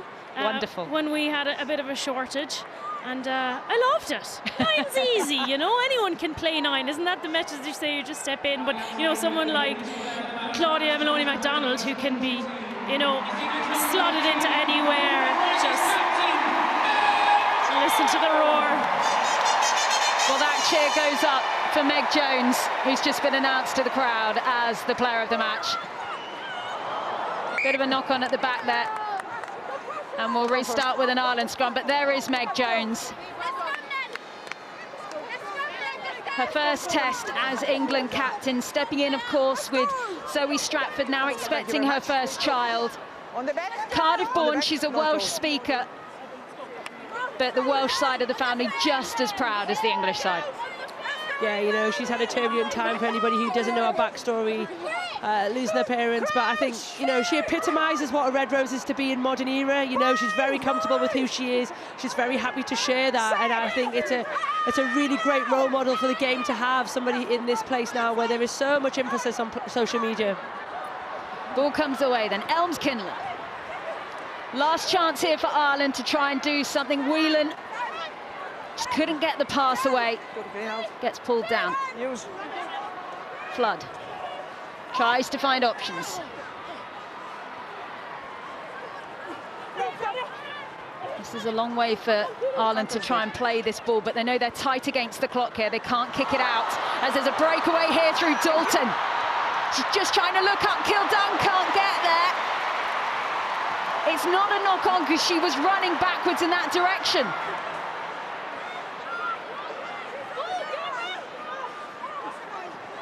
If the scoreline stays like this is the closest margin it's been for over a decade between these sides, which does show improvement for Ireland, but are England finished? Rowland sends it down. That's gone out of play.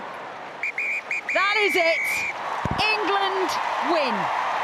That is now 34 test wins in a row. The machine is purring very nicely indeed. Ireland put up a good fight, but they're still not quite up there just yet.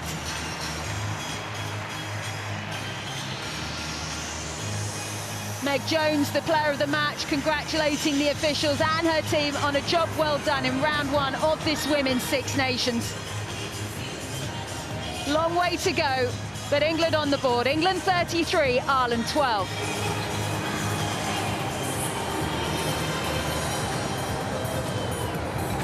Such an incredible occasion once again here in southwest London. Everyone has turned out all over again. The next time England play, they'll be down at Ashton Gate in Bristol. That one already sold out, and the crowd will be expectant once again for a very similar result when they take on Wales. Of course, Wales will be up very shortly when they'll be taking on Scotland. So after 2 games of this Women's Six Nations, we've had a win for England and we've had a win for France. They beat Italy a little bit earlier today, that one finishing France 40, Ireland 7.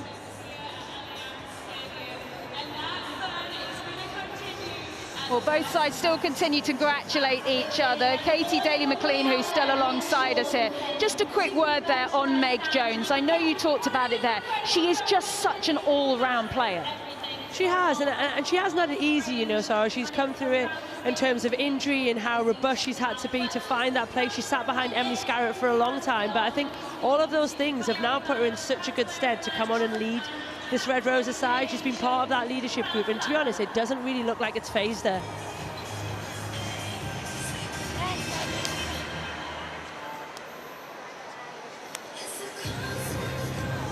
Well, you can just see that the final congratulations still ongoing. England next week, big match up at Murrayfield against Scotland. Ireland in round 2. They will be welcoming Italy. I understand there's 9,000 tickets sold for that one as well. Sarah Byrne of Bristol, their cracking effort that she put in. Couple of tries for her today. Certainly a contender, and Bristol have had a bit of a tricky season themselves, but she's been one of the players that's really stood up in the second half of this season to try and push their campaign back on again. Unlikely to be mixing it in the top part of the table now, Bristol, but she's certainly been at the centre of a comeback. Right, the England team chat is going on in the middle of the field as they just pick apart yet another victory for the Red Roses. As Ireland, they have their huddle as well. We can spot down on the pitch as well some crutches for Natasha Hunt and Moena Talling. But let's head down and hear from the player of the match, Meg Jones, with Sonia McLaughlin. Well, Meg Jones, many congratulations. Your first match as England captain ends in victory. Was there a slight element of a new team finding its feet? Sorry, I feel like I'm doing karaoke. I feel like I should be singing some karaoke. No, yeah, of course, I think there's always going to be nerves. We're going into a big campaign off the back of an amazing World Cup, so there's always going to be that expectation. So to have this crowd is phenomenal. We wanted to play against big crowds, and this was it. And sometimes it does get a bit unstuck like that. But we found ways. That's what a winning team does. We find ways. We're dominant at set piece, and we get the luck of the bounce sometimes. So yeah, definitely a bit of nerves, but I'm sure we'll brush up on that. Really proud of the girls. We all fought in, dug in, and we got the victory. It is a much changed team from the one that lifted the World Cup trophy here back in September. What do you think is the growth potential? Yeah, huge. I think you're having certain players now step up into leadership roles. You've got the likes of Lil, Ives Campion, you've got Abby Burton as well, Sadia Kabea, all dominant players. And yeah, they'll have more of a voice now. They'll step into those positions and yeah, they'll start owning that role as they should. So there you are, you captain of England, you're player of the match as well. So it's just an easy job, right? Oh, it's all written for you, isn't it? It's already written for you. But now you've done it and you've led England out here at the Allianz Stadium for the very first time. Maybe a little quiet moment this evening, how might you reflect? Yeah, probably I'll head home, see my partner Celia. She tends to keep me grounded. I'll probably end up doing some washing or something, or some jobs she's got me around. So yeah, I'll head home and yeah, just probably sit and reflect. Definitely coming out the tunnel was amazing. Just seeing everyone and singing the anthem was second to none. You're a superstar. Well done to you. Thank you so much. Thanks everyone, appreciate it.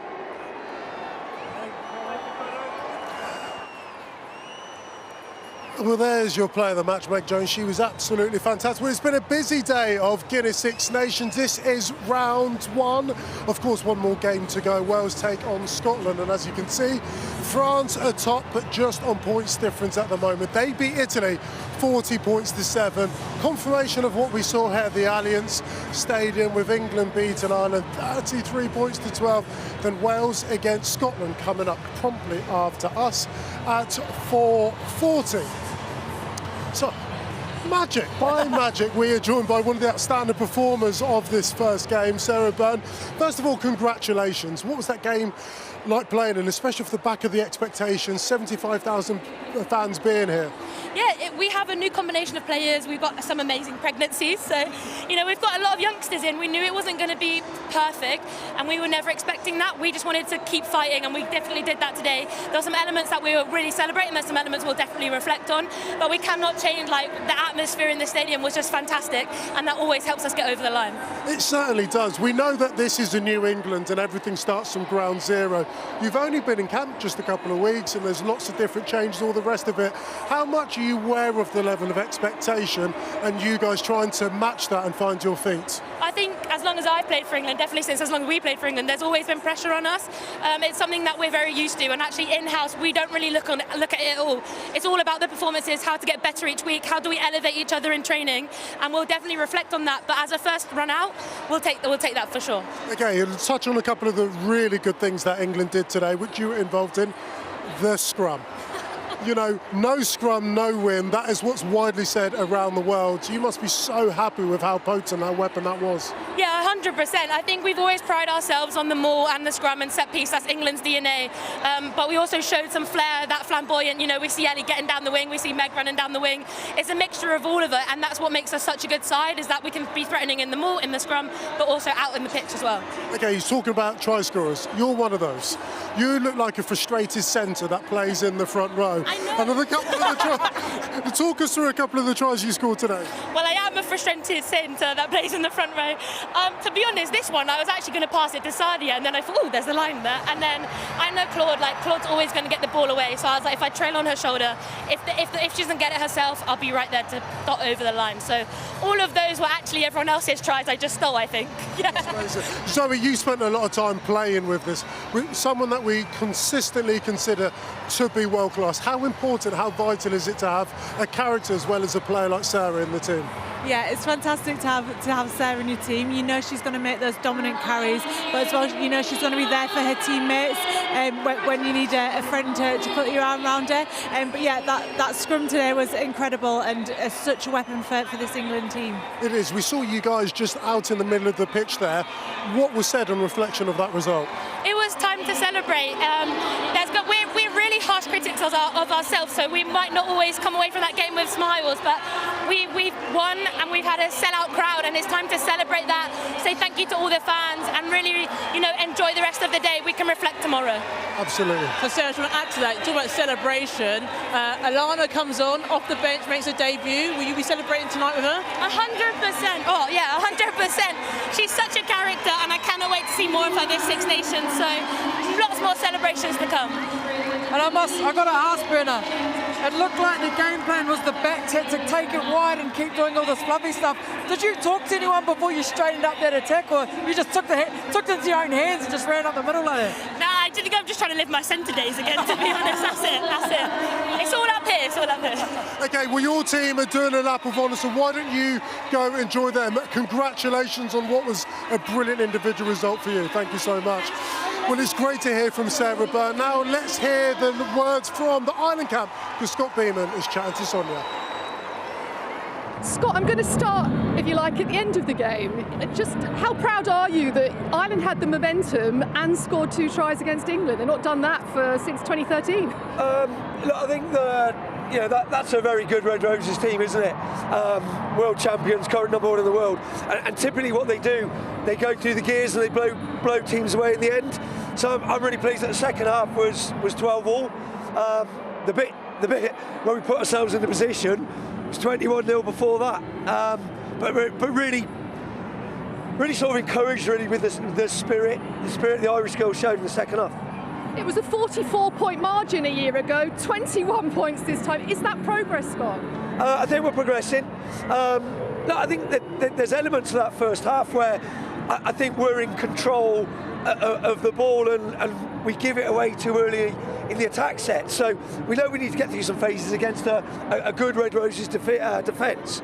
So we've got to learn to go deeper in the attack sets, and we'll get more bang for our buck. But I think there's bits that we'll sort of look back on and think we're a little bit hard done by. I think we get a good turnover in our 22, Colleen Maloney McDonald, and then it's penalties given against us, and they get their first try off the back of it. And look, at some point, people are going to realise that we've got some firepower, that we create turnovers, and actually there's 2 even teams out there, and hopefully we start to get a bit more rub of the green. Thank you for your time. Go well next week against Italy. Thank you, Sonia. Thanks, Scott. Well, we're finding ourselves by the side of the pitch. Anna Capelis has come down from commentary. Ruby Tui, she's a law unto herself. She's gone missing. She's trying to get the Maloney McDonald to come and join us back over here in presentation. But Anna, thank you so much for making your way back down here. But a word in Ireland, it wasn't an ideal first half. But on reflection, when you look at the second half, it's 12-all. That's something to hang your hat on and build upon, isn't it? It absolutely is, and yes, they'll be disappointed with the first half. Well done, girls. Well done. Well done. Sorry, I know you're listening to me, but I'm very, very proud of them, and I know that. So that's the thing, and we talk about a 40-minute performance, 60, 80, we're all the time kind of winning different things against England, so that second half is a draw, they have to take that. And if we listen back to Gareth Steenson, one of the coaches with Ireland was talking during the week, doesn't matter what happens today, we will be better for the experience. So they could have just let England kind of into it, stay in their shells.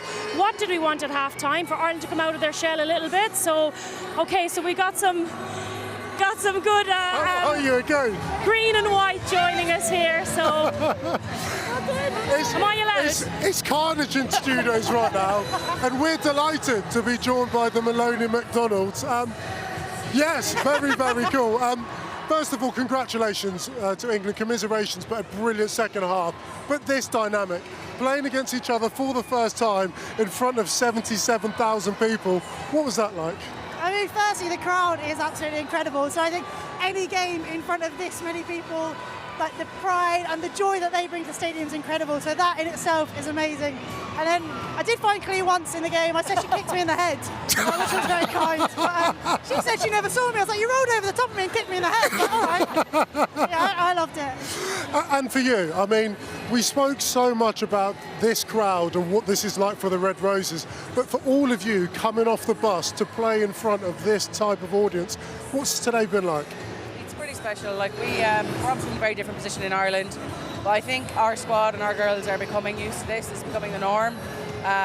People like Eilish Cal getting her first cap today, win a scrum penalty, you know, this will be normal for her, and that's the most important thing. So, yeah, we're going to stop looking forward to occasions like this and turn them into performances. I think that's our main goal. That's exactly it, and actually allowing this to be that new normal, that baseline, that's something in everything that everyone wants to get to, isn't it? Yeah, absolutely. Look, it's a very young team. A great amount of work has been done over the last 5 years, and there's still a long way to go. We've got eyes on the rest of the Six Nations games, and I think we can really put in a performance this year. Yeah, exactly that. And you've got Scotland next week. How much are you looking forward to that? Yeah, big game. I think every game at the moment is really big. Off the back of the World Cup, you know, some teams have got a point to prove, and that's Scotland's probably theirs in that. So yeah, we're expecting a really big game next week against them. Well, thank you so much to the two of you for joining us. Enjoy the celebrations. Get home safely, and good luck for next week for all of you. For us, it's about time that we're wrapping up because the rain is coming in. Anna, thank you so much for being with us here today. Maggie, Zoe, good luck and congratulations once again. Following us is Wales against Scotland, and you can join Sarah Elgin and the rest of the crowd. Good night. What an opening. The Allianz Stadium really feels like there is a party brewing. It will be